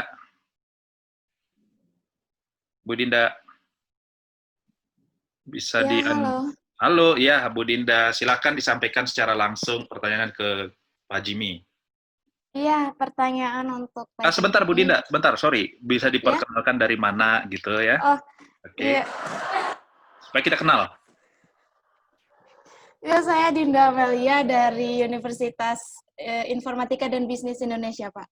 Oke, dosen, mahasiswa? Mahasiswa. Pas nih dengan Pak Jimmy. Silakan. Ya, saya mau nanya, siapa orang yang berperan dalam kesuksesan di belakang seorang Jimmy Yogaswara? Itu aja sih, Pak. Oke, Kang Jimmy, siapa orang yang paling berperan dalam kesuksesan seorang Jimmy Yogaswara? Kenapa? Gitu. Orang ini sangat berperan dalam kesuksesan seorang Jimmy. Ibu saya, Kang. Ibu saya. Ya. Oke. Kalau ditanya ya banyak banget ya. Ibu saya itu pernah, to be honest ya, ini kalau saya sih nggak nganggap ini sebuah hal yang memalukan ya, mudah-mudahan menginspirasi. Ibu saya itu pernah jadi buruh cuci ketika saya masih sekolah, dan dia jadi buruh cuci tepat di depan rumah saya, tetangga saya gitu. Jadi motivasi terbesar saya kalau buat sembuh ya ibu saya. Dan ibu masih ada ya? Alhamdulillah masih ada, sehat. Oke, jadi itu Mbak Dinda. Ya, boleh kopi ya? Boleh kopi. Jadi ibu adalah sumber inspirasi terbesar, motivasi terbesar dari Pak Jimmy. Artinya Mbak Dinda juga pasti juga memiliki sumber-sumber motivasi ya dari hal-hal lainnya juga, atau dari orang-orang sekitar atau orang-orang terdekat. Tapi yang pasti sumber motivasi itu kan harus dikonversi ke dalam hal yang positif. Nah, seperti itu sih mungkin Mbak Dinda.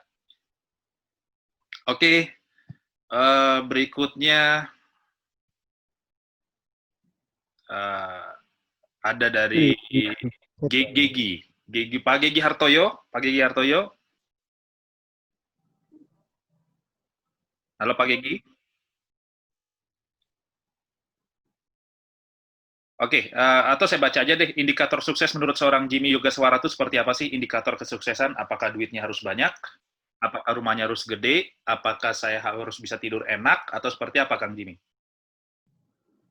Oke, menurut saya indikator sukses tuh satu aja ya, bahagia aja udah.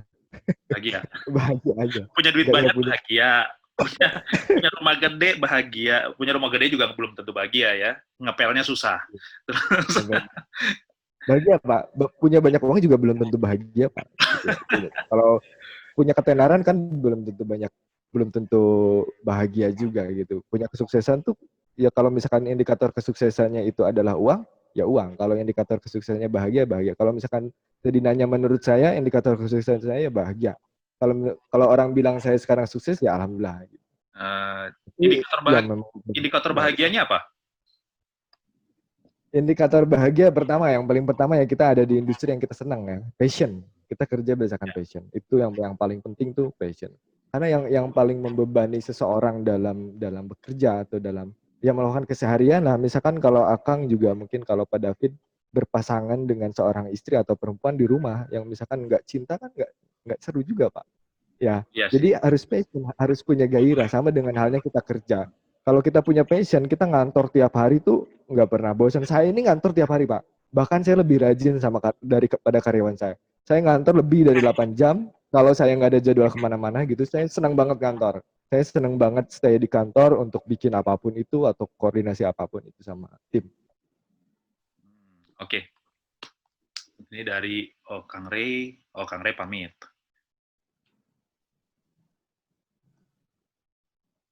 Nah, ini agak-agak pertanyaannya agak-agak saya agak-agak filter sedikit pertanyaannya. Mohon maaf, ini ada pertanyaan yang jadi ada pertanyaan lumayan asik nih. Bagaimana cara mencari talent yang bisa memahami visi perusahaan? Nah, karena kita tahu ya, mencari talent ini kan susah-susah sulit gitu ya. Kita tidak bisa membuktikan seseorang dengan dia datang walaupun dengan portfolio segede setebal ini. Kita kan tidak bisa buktikan seseorang itu hanya dengan sekali interview, sekali lihat orangnya, ya kecuali orangnya memang udah terbiasa punya feel yang kuat, misalnya seperti itu ya. Nah, mencari talent yang bisa memahami visi perusahaan ini, trik-triknya itu seperti apa, Kang Jimmy? Ini Pak David, ini yang bertanya itu GM-nya Pak. Jadi GM bertanya ke CEO nih Pak. Oh gitu? Sorry. Ini sorry, saya nggak begitu kenal, sorry. Saya nggak tahu ini jadinya pertanyaan jebakan atau gimana nih? Jebakan. Ini pada kerjaannya dia. Kenapa nanya lagi ke saya? Oh, itu kerjanya dia. Tapi saya jawab aja. Oke. Kalau menurut saya kriteria apa? Jadi karyawan yang cocok dengan, sebenarnya nggak ada kriteria tertentu ya, karena visi itu kan dibangun ya, visi itu dibangun gitu kan, visi itu diset dan dibangun, tidak ada kriteria tertentu itu adalah prosesnya, ada prosesnya gitu. Seberapa lama orang ini mengikuti prosesnya dengan kita, yaitu menjadi kriteria tertentu untuk dia. Tapi kalau saya yang pertama adalah trust dulu ya. Kalau saya yang pertama ada trust. Gimana caranya orang ini trust sama mimpi kita? Karena kan kita sebagai owner pasti kan kasih tahu dulu visi kita apa, ya nggak Pak? Kalau misalkan saya mau ngajak Bapak join ke company saya akan kasih tahu dulu visi saya apa. Pak, visi Biro Tekno itu A. Nah, Bapak trust nggak ke saya? Kalau Bapak trust, ya udah, sebenarnya itu udah menjadi indikator untuk kita berpartner seumur hidup sebenarnya gitu. Ketika saya bercerita, istilahnya saya mau menjual mimpi saya, Bapak care itu dan Bapak trust dengan saya, Bapak menarik, ya udah itu salah satunya itu gitu. Jadi kita harus punya orang di dekat kita yang sangat percaya dan mendukung kita dulu, support gitu. Even dia punya skill atau enggak. Karena skill itu bisa dibuat gitu ya. Yang penting kalau menurut saya gitu, kalau yang penting dia trust dulu dengan passion kita yang sama dan dia punya mimpi yang sama dulu sama kita. Tapi trust itu kan memang butuh waktu ya untuk dibangun. Betul. Oke. Ya tapi ya enggak ya mungkin ada tahapan juga. Kalau kita bilang trust butuh waktu, ada tahapan juga. Kalau misalkan kenapa orang ngelamar ke sini, ya mereka juga pasti punya trust. Yang pertama, trust pertama adalah pasti ada kepercayaan kalau mereka bisa membayar gaji kita kan gitu kan. Trust pertama, trust kedua, trust ketiga dan lain-lain. Betul. Oke. Kemudian ini Kang Setiagus ada ya, Kang Setiagus? Ada Pak David. Aduh nih. Apa kabar? Oh, jadi pendengar hari ini. Ya, saya banyak ngoceh kali ini, seperti menikmati Pak David ngobrol sama Mas Jimmy, ini seru nih. Tadi ngomong Mas Jimmy tadi kan berarti sudah berapa tahun tadi hitungannya? Saya lupa tadi hitungan tahun.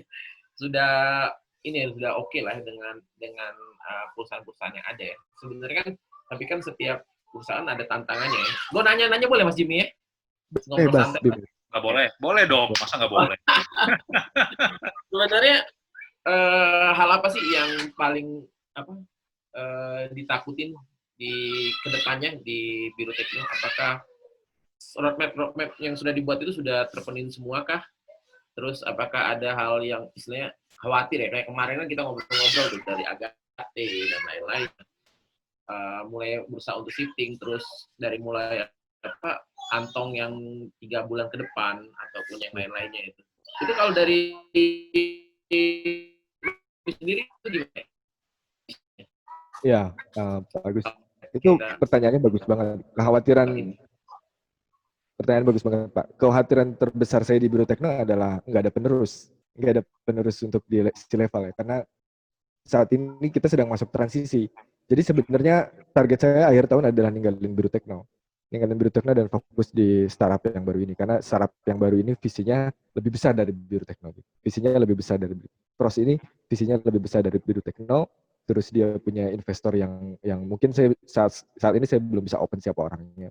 Tapi nanti pasti bisa open. Dia adalah seorang pebisnis juga gitu. Dia orang entrepreneur dan memang concern di situ juga. Jadi ingin sama-sama membesarkan bisnis ini sampai ke level yang lebih jauh gitu. Jadi ketakutan terbesar yang pertama itu tidak ada pengganti ya, transisi di masa transisi sekarang. Kita juga masih takut nih. Kita juga masih takut kalau saya nggak ada di Biro Tekno seperti apa gitu. Bukan karena kita ngerasa paling jago, tapi karena kita ngelihat ya, kita melihat dan menilai yang terjadi saat ini sekarang. Terus kalau misalkan tadi masalah ketakutan di masa pandemi ini sangat besar karena di Biro Tekno sendiri banyak proyek yang postpone Pak, dan banyak proyek yang sangat postpone gitu. Banyak banget, ada yang dari internasional, dari lokal juga banyak banget, dan kita juga sampai sekarang belum tahu gimana caranya untuk memperbaiki itu ya, mungkin gimana nih caranya untuk market yang lokal at least bisa jadi sama kita, atau pola bisnis yang baik yang perlu kita rubah nanti seperti apa dari Biro Tekno. Tapi untuk sampai saat ini sih kita masih ada beberapa proyek yang masih berjalan dan akan ada beberapa proyek yang maintenance. Tapi kita juga nggak bilang itu safety gitu. Jadi kita ada di survival mode. Jadi kalau saya bilang ke tim saya, kita untuk pandemi ini ada tiga tahap. Yang pertama surrender, yang kedua survival, yang ketiga victory gitu. Nah kita tuh masih di survival Pak. Jadi saya tuh pengen kita ke tahap ketiga juga, victory juga. Jadi masih banyak ketakutan gitu Pak. Terus ngomong-ngomong ya, kita ngomong-ngomong terus ya ngomong. Kalau misalnya diberi kesempatan, kan saat ini kan kayaknya membuat konsultan IT itu seperti gampang-gampang susah ya. Dan teman-teman juga pernah bilang, ya teman juga kan, kalau lo di gang juga lo bisa bikin IT konsultan lah dan lain-lain. Kalau dari Pak Jimmy sendiri itu gimana ya? Antara menjadi konsultan IT atau mendingan membuat sebuah produk gitu. Seperti saya baru baca di LinkedIn ini, ada satu orang pemilik salah satu produk, dia selama 7 tahun akhirnya dia dengan range dengan $0 ya, dari $0 sekarang ini sudah 10 miliar dolar pada dia gitu dalam 7 tahun. Nah, kalau dari Pak Jimmy sendiri gimana nih? Apakah atau Kang putus-putus Kang, putus-putus. Untuk pindah. Maksudnya pindah ke produk gitu ya? Maksudnya pindah ke produk aja gitu. Putus ya? Jalan ya why not gitu. Kedengaran nggak Pak? Putus-putus suaranya. Putus Pak, tadi putus-putus. Putusnya bukan putus-putus lagi, putusnya panjang. Panjang. Ini koneksi in lagi bermasalah ya. Jadi menurut Pak Jimmy sendiri antara produk sama service lebih prefer memilih mana Pak? Oke. Ini sulit ya. Ini juga dulu saya susah menentukan. Ini agak salah selalu jadi dilema ya kemarin Kang Ray di Gigs-nya dan banyak ini. Tapi gini Pak, kalau saya ngelihat gini. Kalau saya ngelihat balik lagi ya. Kalau saya ngelihat gini balik lagi. Ketika saya jadi konsultan, ketika saya jadi konsultan saya akan set target. Misalkan target saya adalah 5 miliar, 10 miliar. Saya sudah mencapai target itu.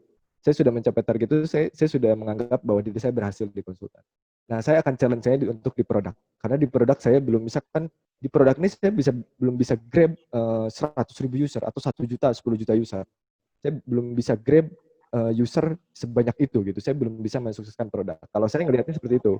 Kalau saya akan lihat ke produk. Which is dua-duanya bagus kalau menurut saya. Ya kalau kita bilang konsultan, Jerek, McKinsey itu kan konsultan. Business consultant, teknologi consultant, dan lain-lain sangat sukses sekali gitu. McKinsey itu sangat sukses sekali. Di Indonesia juga banyak konsultan yang sukses. Jadi balik lagi ke tadi, really important goals-nya apa. Kalau misalkan goals-nya memang sudah tercapai ya, itu kalau saya sendiri saya akan menjadikan biro teknologi jadi sebuah legacy nantinya gitu. Karena saya sudah merasa mungkin di tahun ini sudah merasa cukup untuk di konsultan. Saya akan beralih ke produk saat ini karena selama 6 tahun berkarir ini di dunia entrepreneur belum pernah menyukseskan sebuah produk gitu. Dalam artian produk saya dipakai jutaan orang atau puluhan juta orang itu belum pernah sesukses itu gitu Kang. Kalau selama konsultan saya ngelihat customer saya banyak yang happy, kita untung, itu menurut saya udah cukup gitu ya. Jadi mungkin di konsultan ini saya akan jadiin legacy untuk tim yang lain. Jadi mungkin gambarannya adalah nggak masalah apakah itu service atau apakah itu produk, selama kita tahu goalnya apa dan fokus ke situ, nggak ada masalah seharusnya. Nggak ada masalah, yes. Okay. Mungkin selama profit sih. Kalau selama profit ya nggak masalah. Kalau di produk nggak profit juga ngapain juga kali. itu dinamis lah kayaknya ya. Dinamis. Kita kayaknya harus, jadi goal itu mungkin ada yang namanya backup plan, itu kan selalu ada mungkin seperti itu. Mungkin gitu Pak Aziz. Saya sekarang bertanya Pak Kang Jimmy. Ya. Pertama mengenai tools itu yang belum terbuka sampai sekarang, jadi saya penasaran tools yang dipakainya apa. Ya. Lalu yang kedua, karena saya perlu juga, saya terus terang aja di masa pandemi ini saya banyak lagi buat tools gitu ya buat penilaian karyawan, karena memang betul tadi itu tidak bisa lagi kita by subjektif gitu ya. Kalau kita by subjektif itu agak susah untuk kita menilainya. Jadi memang perlu kita tools untuk mengukur kinerja dari karyawan begitu ya. Karena kalau sangat subjektif itu bisa jadi orang yang datang jam 10 bahkan pulang jam 5 itu bisa jadi lebih bagus kerjanya. Karena bisa jadi malamnya itu dia kerja juga gitu yang memang kita nggak tahu tuh. Tapi ada yang datang kerjanya jam 8, jam 5 gitu ya. Kerjanya bagus tapi secara achievement bisa jadi nggak achieve juga tuh. Nah, tools ini yang saya masih penasaran, toolsnya itu apa. Yang pertama, terus yang kedua, nah mengenai mentor nih, kalau tadi dibilang mentornya itu kan nggak ada mentor gitu ya. Nah, jadi improvement-nya itu apa tuh? Apakah cukup dengan baca buku saja, atau mengikuti pelatihan-pelatihan bisnis gitu ya? atau berteman dengan sesama si level di seperti komunitasnya Sitkom atau seperti apa tuh? Improvement yang dari Kang Jimmy yang lakukan. Siap. Begitu kan? Yang pertama tools, saya nggak bisa jawab yang terbaik yang mana juga Pak, karena saya juga karena kita nyari nggak dapat, ya udah kita bikin aja udah gitu, kita bikin aja sendiri. Dan saya udah pitching gitu ya, saya pitching ke beberapa direktur BUMN gitu ya, contohnya ada POS, ada SDP, terus ada mungkin perbankan dan lain-lain. Mereka juga sama, mereka juga nyari tools itu Pak. Mereka nyari tools itu karena tools yang sekarang ada tuh tidak terintegrasi gitu, tidak terintegrasi dan nggak so smart gitu ya, makanya kita tuh pingin bikin yang kayak gitu. Nah, ketika saya pitching, ada investor, udah kita jalanin. Nah, mudah-mudahan ini bisa jadi jembatan kita. Tapi untuk beberapa tools kita masih pakai beberapa tools yang ada ya. Misalkan kalau untuk developer ya teman-teman sudah berinisiatif di project manager, mereka sudah menyiapkan Toggle untuk tools ya supaya kerjanya itu berapa jam gitu, jadi ke record. Cuman masalahnya itu juga tidak terintegrasi. Nah, kalau untuk project manajemen kita sudah pakai Kanban, karena di Kanban itu dia ada analitik, terus ada partisi juga untuk siapa sih tim kita yang paling banyak tasnya nih di project ini gitu. Ada analitik, ada dashboard, ada time span-nya juga. Kita untuk sekarang pakai Kanban, jadi nggak pakai Trello atau Asana, kita lebih ke Kanban kalau sekarang. Nah, kalau misalkan tadi masalah mentor, ya mohon maaf sebelumnya kalau saya ini memang agak malas gitu kan, agak malas ikutan apa seminar malas. Dari dulu memang kayak gitu, makanya saya juga agak nggak enak gini ya, agak nggak enak ke Sitkom kalau misalkan jarang ikut segala macam. Tapi kalau kemarin-kemarin memang lagi hektik aja. Terus sebenarnya dulu waktu pertama belajar programming tuh, saya belajar ke seseorang sampai dulu waktu di perusahaan lama tuh saya sampai bolos untuk belajar. Dulu saya ingat dulu belajar VB.NET waktu itu ya.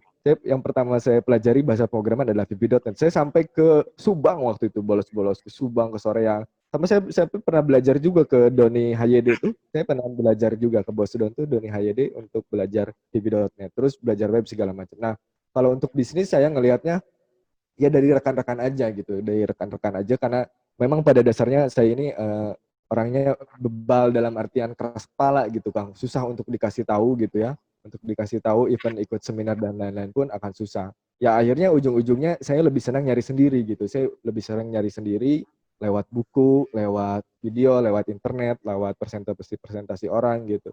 Yang paling saya sering liatin ya terutama belajar presentasi ya presentasinya Steve Jobs. Jadi hampir semua presentasi Steve Jobs di YouTube tuh udah saya tonton semua gitu. Saya compare dengan presentasi yang lain juga dan lain-lain. Kayak gitu sih kalau saya untuk belajar. Nah, kalau untuk belajar bisnis, manajemen dan lain-lain ya dari buku. Tapi saya mengakui saya masih belet lah untuk manajemen yang kayak gitu-gitu saya masih kurang gitu Kang.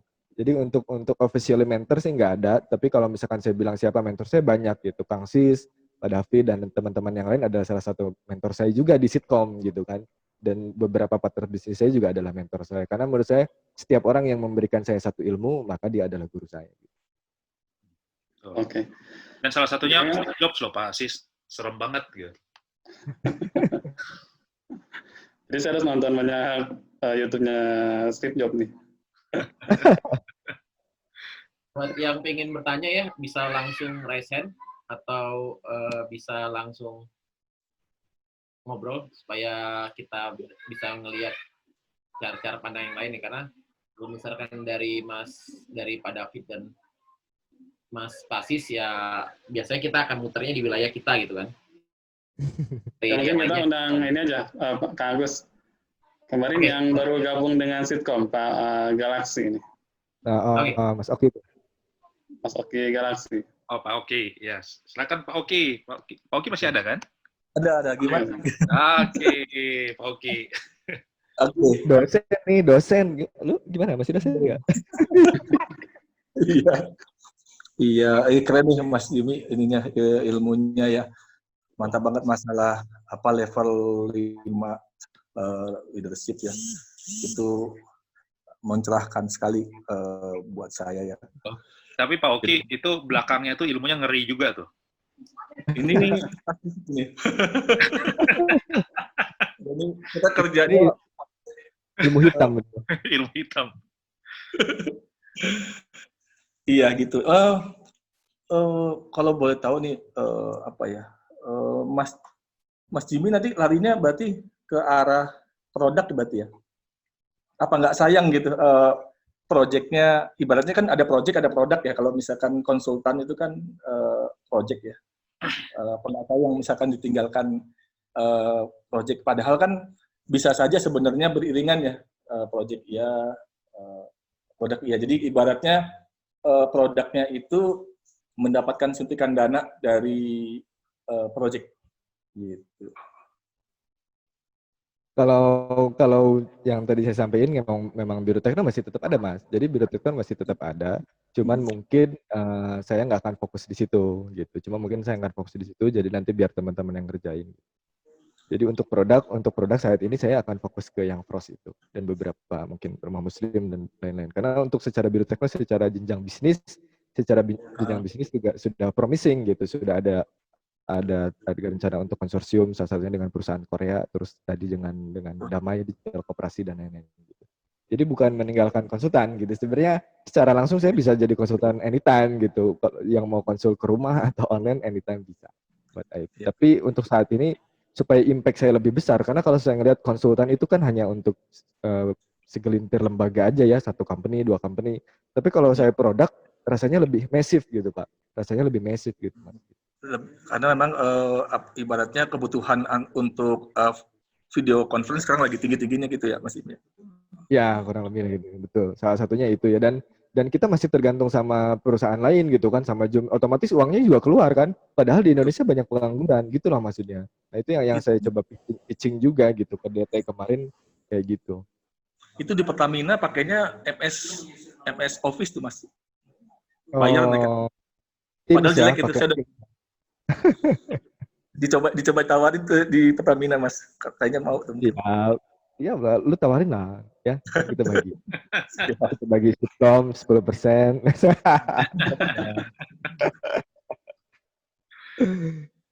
Ya ini lucu nih. Ini saya ketemu Mas Oki tuh di kereta loh, pulang dari Jakarta. Ceritain deh, lu ceritain deh. Iya, jadi lagi bikin apa namanya kayak PowerPoint Dopai itu yang aplikasi untuk all banking gitu kan. Tahu-tahu muncullah Mas Jimmy kan, sini kata dia. Akhirnya kita duduk ngobrol bareng gitu kan. Terus saya juga jadi suka main juga ke Biro Tekno gitu ya. Udah lama berarti? Udah 1 tahunan ya kayaknya saya. Ya, saya yang sering ngeracunin beliau untuk bikin company.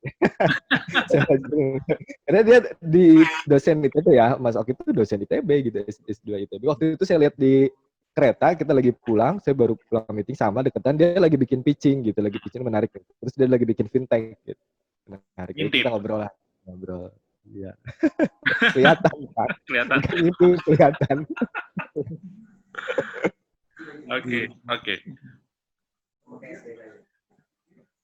Oke, Kang Oki, ada lagi Kang Oki? Ya semoga sukses lah buat Mas Jimmy Frostnya ya nanti. Saya udah ini pengen banget nyoba. Kemarin udah coba-coba juga Mas. Semoga sukses Mas. Ya, ditunggu produknya juga Kang Oki. Insya Allah. Kang Sis kayaknya udah nggak sabar tuh. biar murah transaksi ya. Iya. Tanpa biaya. Tanpa biaya. Saya lihat ada Bu Wulan tadi ya. Oh ya, Bu Wulan. Atau Sitio mau bertanya tadi, udah resen tadi. Siapa? Wulan. Bu Wulan. Mbak Wulan.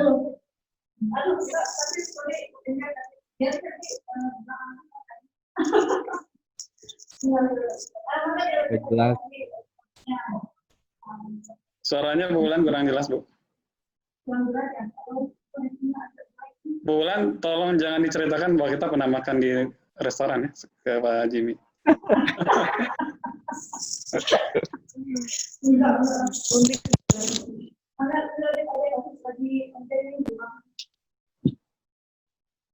Gimana? Mau nggak jadi bertanya ya? Oke, ada lagi yang mau bertanya nggak? Dari Kang... Kayaknya kita undang Kang Yayan. Kang Yayan ini satu alma mater dengan Kang Jimmy. Boleh. Boleh. Siapa? Yayan. Kang Yayan. Kang Yan? Mas Andri di kemana nih Mas Andri? Mas Andri, Kang Yan ada Kang Yan? Dia chat doang tuh.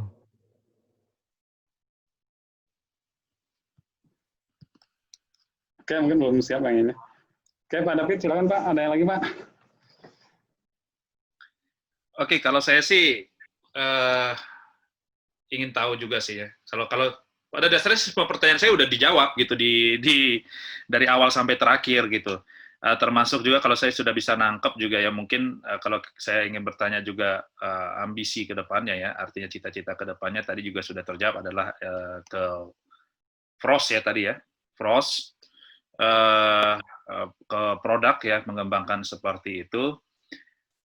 Tapi kalau saya juga pengen tahu gitu ya, gini, keberhasilan seseorang itu bisa menjadi sebuah inspirasi yang baik, tapi kegagalan seorang itu juga pasti bisa menjadi inspirasi yang baik, gitu. Nah, tadi juga sudah dijelaskan kalau Kang Jimmy itu kan pernah gagal juga, gitu ya, di tahun keberapa ya? Tahun kedua ya kalau nggak salah, di chapter kedua itu bikin tahun kedua kalau nggak salah tadi sempat gagal gitu ya. Kemudian apa yang Kang Jimmy lakukan itu adalah dengan melakukan ini itu. Oke. Pernah nggak ngerasa akan takut untuk gagal lagi, Kang? Dan kira-kira untuk mengatasi rasa takut itu seperti apa sih? Apakah dengan kita belajar itu cukup? Dengan kita mempunyai sebuah keyakinan apakah itu cukup? Karena begini, saya itu jadi CEO itu baru-baru kemarin-kemarin aja gitu loh. Baru kemarin-kemarin aja. Memang sebelumnya saya sudah mengalami banyak kegagalan juga dari awal kan, walaupun posisinya waktu itu bukan CEO, karena kita semua selalu memulai itu dari awal, dari nol sampai sekarang gitu. Tapi jujur saja ketakutan itu kan masih ada gitu. Ketakutan masih ada. Mana baru berdiri ini perusahaan, tiba-tiba ada lagi pandemi model begini kan, postpone project sana sini segala macam. Tapi memang masih bisa ditolong sampai detik ini masih adalah pertolongan gitu. Nah, mengatasi rasa takut kegagalan-kegagalan gitu, itu seperti gimana Kang? Soalnya kadang-kadang rasa takut itu menghambat gitu loh, bikin kita tuh berpikir jadi nggak jernih, nggak benar gitu Kang. Itu bagus banget pertanyaan Pak David nih.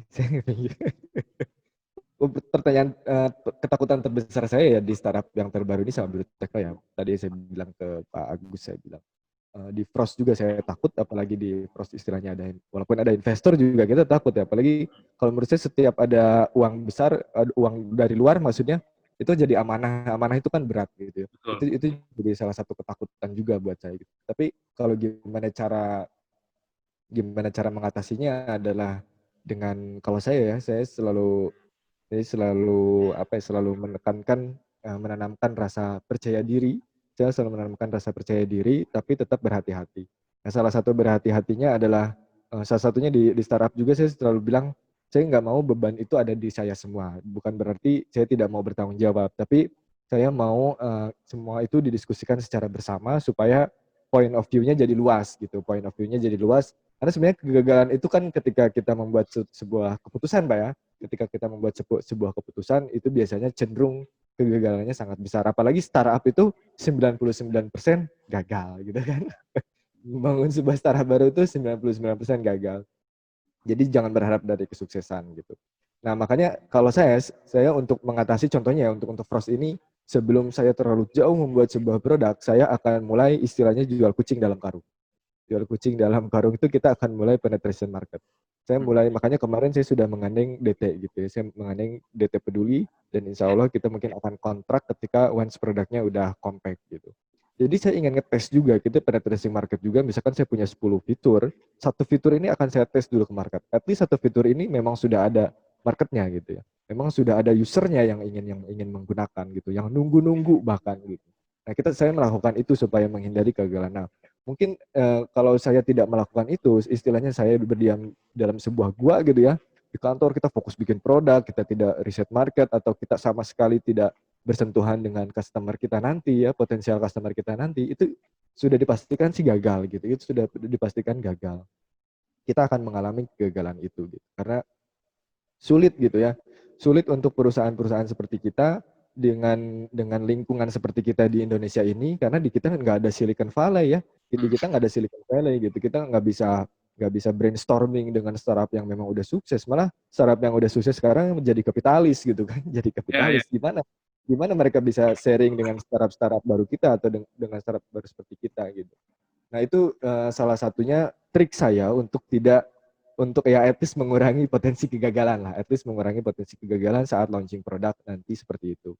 Tapi kalau untuk kehati-hatian yang ketakutan yang terbesar itu memang susah Pak ya, memang susah kalau misalkan kita nggak bisa mengendalikannya. Salah satunya kalau menurut saya dengan keyakinan itu tadi.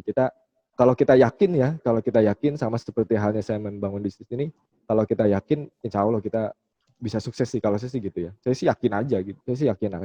Confident aja gitu. Oke. Karyawan dulu pertama kali berapa, Kang Jimmy? Kalau pertama kali banget itu cuma 4, 5, sedikit. Ya memang saya untuk di konsultan ini menurut saya salah satu triknya adalah jangan terlalu banyak karyawan. Karena cost per bulannya sangat besar. Jadi lebih baik kita hire outsource ya, atau tenaga ahli tapi dengan kontrak yang strict. Atau kolaborasi? Atau kolaborasi, iya. Karena kan kita konsultan ini nggak bisa di forecast-nya agak susah Pak ya. Cash flow kita kan kadang lancar, kadang enggak kan. Betul. Apalagi lagi pandemi. Malah lebih lancar pengeluarannya daripada ininya. Dari pemasukan. Itu maksudnya. Jadi kalau menurut saya konsultan banyak karyawan itu agak aneh gitu, agak aneh. Kalau produk ya jelas karena dia mau sumber, agak aneh gitu karena ya tugas seorang konsultan kan tidak sebanyak itu gitu. Maksudnya nggak usah hire banyak orang juga gitu. Kalau saya sih gitu lihatnya, dan itu bisa hemat banget gitu. Saya bisa melakukan penghematan banget. Nah sekarang aja karyawan banyak, ini saya udah ngerasa banyak banget pengeluaran. Iya. Banget, gitu. Betul. Oke. Pak Nugi nih Pak. Pak Nugi ini satu alma mater dengan Kang Jimmy dan satu juga perusahaan. Monggo. Oke. Silakan Kang Nugi. Halo Pak Nugi. Bos saya dulu. Pak Arihanam tuh bos saya juga dulu. Halo Mas Nugi, mana Mas Nugi? Penampakannya di mana? Ya, Mas Nugi mana ya? Kang Nugi-nya sudah unmute juga sih. Kalau Pak Arihanam ikut nggak ya? Pak Aris sudah saya invite. Oke, tampaknya enggak sih. Di pendaftaran juga ada sebenarnya. Oke, sekarang kita ke Bulan nih. Bulan, gimana pendapatnya mengenai CEO Kang Jimmy ini? Pendapatnya? Perlu pendapat saya, Pak Sis? Iyalah, kan jujur. Udah merintis Birotalk ini dari awal kan, bareng Kang Jimmy kan? Ya. Iya, bagaimana? Gimana betul. Dulu ya sedikit cerita. Ke Stephen Bu ya, cuman nggak jadi ya. Iya nih, saya di-approaching sama Pak Sis juga nih, aduh. Jadi dulu waktu krisis-krisisnya Kang Jimmy itu, Bulan udah mau pindah ke Stephen. Tenang, untung saya setia Pak, tenang Pak. Jadi pitching ya. Pak Nugi tuh, Zoom-nya error, videonya nggak muncul. Iya, betul. Gimana Bulan? Pendapat Bulan mengenai Kang Jimmy sebagai seorang CEO bagaimana? Pak Jimmy yang saya kenal ya, itu salah satu seorang yang hebat menurut saya, karena di balik semua tadi ceritanya dia, saya tahu banget dari awal kenal gitu ya. Kalau boleh dibilang sih, saya kan udah beberapa kali ya istilahnya pengalaman kerja itu ada di beberapa perusahaan, tapi terakhir saya memutuskan pindah ikut gabung ke Biro Tekno. Satu masa pernah saya nggak yakin gitu karena baru kenal ya, baru bersalaman doang dengan Pak Jimmy ini. Seorang yang muda tapi ambisinya sangat tinggi gitu. Tapi kemudian di pertemuan kedua kali, ketika itu Pak Jimmy memang ngajak saya untuk jadi bagian Biro Tekno untuk di sisi marketing. Kata saya, kenapa saya yang diajak marketing itu kan untuk perusahaan IT itu nggak gampang ya Pak Sis ya. Betul. Maksudnya minimal kita harus ada pengetahuan lah, pengetahuan umum di bidang IT. Tapi entah kenapa saya coba yakinin ya udah saya mau belajar gitu, dan Pak Jimmy juga bilang, "Iya Bu, ayo belajar aja, nanti kita sama-sama belajar lah, saya bantu." Kemudian saya berpikir karena satu hal aja sih sebetulnya yang waktu itu saya masuk ke Biro Tekno, satu aja. Saya yakin gitu, ini Pak Jimmy ini bisa memimpin suatu perusahaan dan bisa mengembangkannya gitu. Dan alhamdulillah keyakinan saya itu terbukti gitu ya. Alhamdulillah Pak Jimmy ya. Ya. Nah, Akhirnya saya ikut. Waktu pertama Ibu ketemu dengan Pak Jimmy ini, apakah sudah yakin juga akan jadi suami Ibu? Enggak sampai sejauh itu Pak Sis. Enggak sampai sejauh itu, karena saya hanya ngelihat satu ini interogasi nih. Ini Pak Sis mah selalu kepo sih apa-apanya nih. Agen Lambetura jangan-jangan. Ya kata saya juga itu, saya hanya punya satu keyakinan aja sih kalau orang ini bisa membangun suatu perusahaan dan akan lebih baik gitu, meskipun apapun itu resikonya ya, karena dilihat dari misi dan ambisinya itu sih. Makanya saya coba untuk ikut gabung, meskipun dulu itu memang sebelum saya ada founder yang lain ya, itu masih teman-temannya Pak Jimmy juga. Namun akhirnya mereka tumbang di tengah jalan, nggak tahu karena ketidakcocokan salah satunya, dan mungkin ada faktor-faktor lain, dan hanya tinggal saya yang tersisa gitu di Biro Tekno, foundernya itu. Tapi saya coba untuk terus beradaptasi lah, segimanapun itu kerasnya Pak Jimmy ya, kalau boleh tahu. Ya betul sih, kalau saya lihat memang karakter Kang Jimmy ini memang rada kuat. Karakternya kuat gitu ya, confidence banget gitu ya. Terus, betul. Belum tentu cocok juga memang dengan partner yang lain sih, betul. Ya betul, beliau juga tadi mengakui kan orangnya keras kepala, betul gitu, dan mungkin sampai saat ini hanya baru saya aja yang bisa mengimbangi ya. Mbak Wulan. Halo. Iya, menuju. Halo, apa kabar? Baik, alhamdulillah. Itu kalau kata orang Jawa itu tresno sangka kulino. Jadi itu bonusnya aja Mas Nuk, gitu, mau bonus. Alhamdulillah saya udah tersambung nih. Sudah. Sok mangga atuh. Mas Nugi, sok sekarang giliran Mas Nugi bergilir ya. Terima kasih Pak Sis. Sama Bu Wulan. Halo Pak Nugi. Alhamdulillah. Ini memang luar biasa. Saya tahu dari dulu kita sama-sama di satu grup. Ya kita sebut aja mungkin Harip, Starcom. Suka ketemu. Ya memang dulu waktu masih jadi teknisi ya. Teknisi dari PKL kan sama lagi Pak.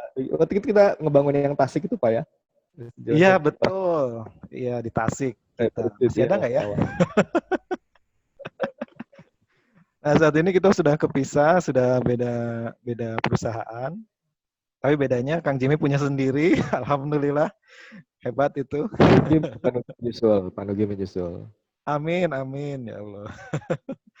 Ya, ini inspiring sekali ya, memang karena saya tahu memang dari awalnya seperti apa, enggak awalnya juga sih, pernah berjalan bareng, beliau seperti apa, ternyata sekarang jadi punya perusahaan, punya grup, ini luar biasa lah, insya Allah jadi tambah sukses lah ke depannya, amin. Amin. Ya mungkin itu ya, kita satu alma mater juga ya, sama-sama SMK 4. Sama SMK 4. Iya, di sini juga ada teman-teman juga yang alhamdulillah punya perusahaan juga ini. Kang Nugi satu angkatan nggak? Kang Doni ya? Satu angkatan nggak sama Kang Jimmy? Enggak, saya tahun 99. Oh 99, oke. Jauh sih, lumayan jauh. Jauh. Iya. Gitu. Ya, pesan saya sih ini aja, seperti Steve Jobs bilang, stay hungry, stay foolish. Mantap Kang Jim. Siapa pendapat Kang Nugi mengenai Kang Sis gimana? Kang Setiadi gimana? Ini kita satu grup juga kan? Wah, saya diinterogasi lagi nih. Kang Sis juga hebat. Topik bahasa kita hari juga. Topik bahasa hari grupnya. Kang Sis. Ya. Tentang Kang Sis nih. Halo? Ya, nggak usah lah. Mungkin nanti kalau saya sebagai pembicara boleh lah. Kalau sekarang waktunya Kang Jimmy. Oke, iya betul. Oke. Seperti itu sih kalau dari saya. Saya ikut bangga. Iya. Sami-sami. Oke, mungkin sekarang kita ke Kang Yayan nih, yang sama-sama satu alma mater dan satu perusahaan juga dulunya, satu grup. Grup. Ini senior saya itu, saya banyak diajarin sama Kang Yayan. Ya, oke. Assalamualaikum warahmatullahi wabarakatuh. Ya. Rambut. Sorry tadi saya bolak-balik nih, ini baru ikut join lagi gitu. Lagi saya nggak ada kerjaan. Internetnya jelek ya? Enggak. Saya mau ngasih ini aja, keserpas aja buat Pak Jimmy nih. Ya, Pak, tadi kan mungkin apa namanya teman satu alma mater udah dijelasin Pak Nugi, teman satu apa grup perusahaan sebelumnya udah dijelasin sama Pak Nugi, udah diborong semua ini mah apa yang saya sebutin ya. Sebelum jadi Haidan dulu gimana? Sebelum jadi Haidan dulu gimana? Jadi dulu sebelum jadi Haidan nih sering main ke kantor yang di Kawalaya aja, terus ngobrol. Ya. Akhirnya didorong. Awalnya namanya bukan Haidan ya, apa? Starcom Oil apa? Jadi ini saya cerita aja nih ya, apa namanya, jujur aja. Kalau dulu kan apa, waktu kita masih karyawan ya, bisa dibilang saya seniornya Jimmy gitu ya. Tapi kalau untuk di apa profesional, Pak Jimmy ini senior saya kebalikan. Karena beliau yang duluan mulai, saya dulu masih karyawan, malah beliau yang menjadi inspirasi saya gitu ya. Begitu. Bahkan ketika saya membuat perusahaan pun sempat diskusi dulu, betul nggak Pak Jimmy ya? Iya, dulu saya istilahnya konsultasi nih ke Pak Jimmy. Istilahnya Pak Jimmy gimana sih kok apa namanya? Yang saya tahu dulu kan yang zaman dulu itu zaman waktu sama saya gitu, zaman dulu itu. Iya, Pas saya ketemu udah jadi cool, saya juga pengen jadi cool, gimana nih? Ya alhamdulillah sih beliau ngasih apa istilahnya? Ya bejangan-bejangan ke saya, alhamdulillah saya sekarang bisa ngikutin jejak beliau. Lagi jadi sekarang jadi senior saya berarti ya? Bukan lah. Iya, begitu. Kalau paling saya cuma menang tua aja sih. Mudah-mudahan Pak Jimmy juga nih. Gitu sih. Jadi Kang Yayan nih ngajarin saya banget ya. Saya dulu masuk ke ya perusahaan yang lama tuh benar-benar nggak bisa apa-apa, yang Kang ya benar-benar diajarin. Terus itu pas pertama kita ngebangun Tasik Cyber City itu kita berdua dan itu saya statusnya masih PKL kalau nggak salah. Saya statusnya masih PKL gitu, nggak tahu dibayar berapa, ternyata cuma dibayar 25.000 perak per hari gitu kan. Habis itu naik jadi 40.000 perak per hari, tapi jaminannya nyawa gitu. Jadi mati kapan aja tuh udah nggak dipikirin. Mau mati kapan aja tuh udah nggak dipikirin, punya asuransi kayak apa, kita enjoy aja gitu, kita hebat aja. Tapi sekarang kepikiran juga sama dia, akhirnya bikin perusahaan juga. Iya, benar-benar menginspirasi sih Pak Jimmy ini. Tadi kan Pak Jimmy sempat bilang kan inspirasinya Pak Jimmy ini ibunya gitu ya. Emang benar sih waktu saya di Tasik juga benar-benar care gitu sosok bundanya Pak Jimmy ini. Istilahnya sampai ke apa namanya? nitip apa ini tolong ajarin atau gimana gitu. Dulu kan Pak Jimmy itu ya masih junior gitu. Dia baru apa? Dibilang kan masih baru magang gitu ya. Ibunya itu benar-benar memperhatikan, jadi pengen anaknya itu ya ke depannya itu jadi orang yang sukses gitu. Saya udah kerasa dari dulu sih. Pak, ini saya nitip Pak Jimmy ini supaya ke depannya dia bisa mandiri, bisa apa namanya? Ya bisa apa namanya? Saling mandiri, bisa membantu perusahaan Bapak lah gitu kan. Kebetulan saya dulu sama Pak Jimmy itu satu tim di Tasik, ya istilahnya kita itu disuruh belajar mandiri sih di sana kan. Saya kebetulan menghandle tim, dibantu dengan Pak Jimmy dan teman-teman yang lainnya gitu kan. Begitu. Alhamdulillah sih karena kita dulu istilahnya diajarin mandiri sama proses sebelumnya, banyak juga yang alumni-alumninya banyak juga yang membuat startup atau perusahaan baru. Jadi istilahnya bisa dibilang jebolan hari itu lumayan lah. Ya, betul. Emang hari grup ini memang agak menarik juga ya. Jadi banyak lulusan hari grup itu yang lulusnya itu terbaik gitu ya. Atau lulusan dengan predikat baik gitu ya. Karena begitu lulus mendirikan perusahaan-perusahaan gitu ya. Iya. Jadi pas jadi karyawan jelek aja ya bahas. Mungkin kalau Pak Nugi bilang dulu, Pak Nugi pernah bilang sih, saya masih ingat sih,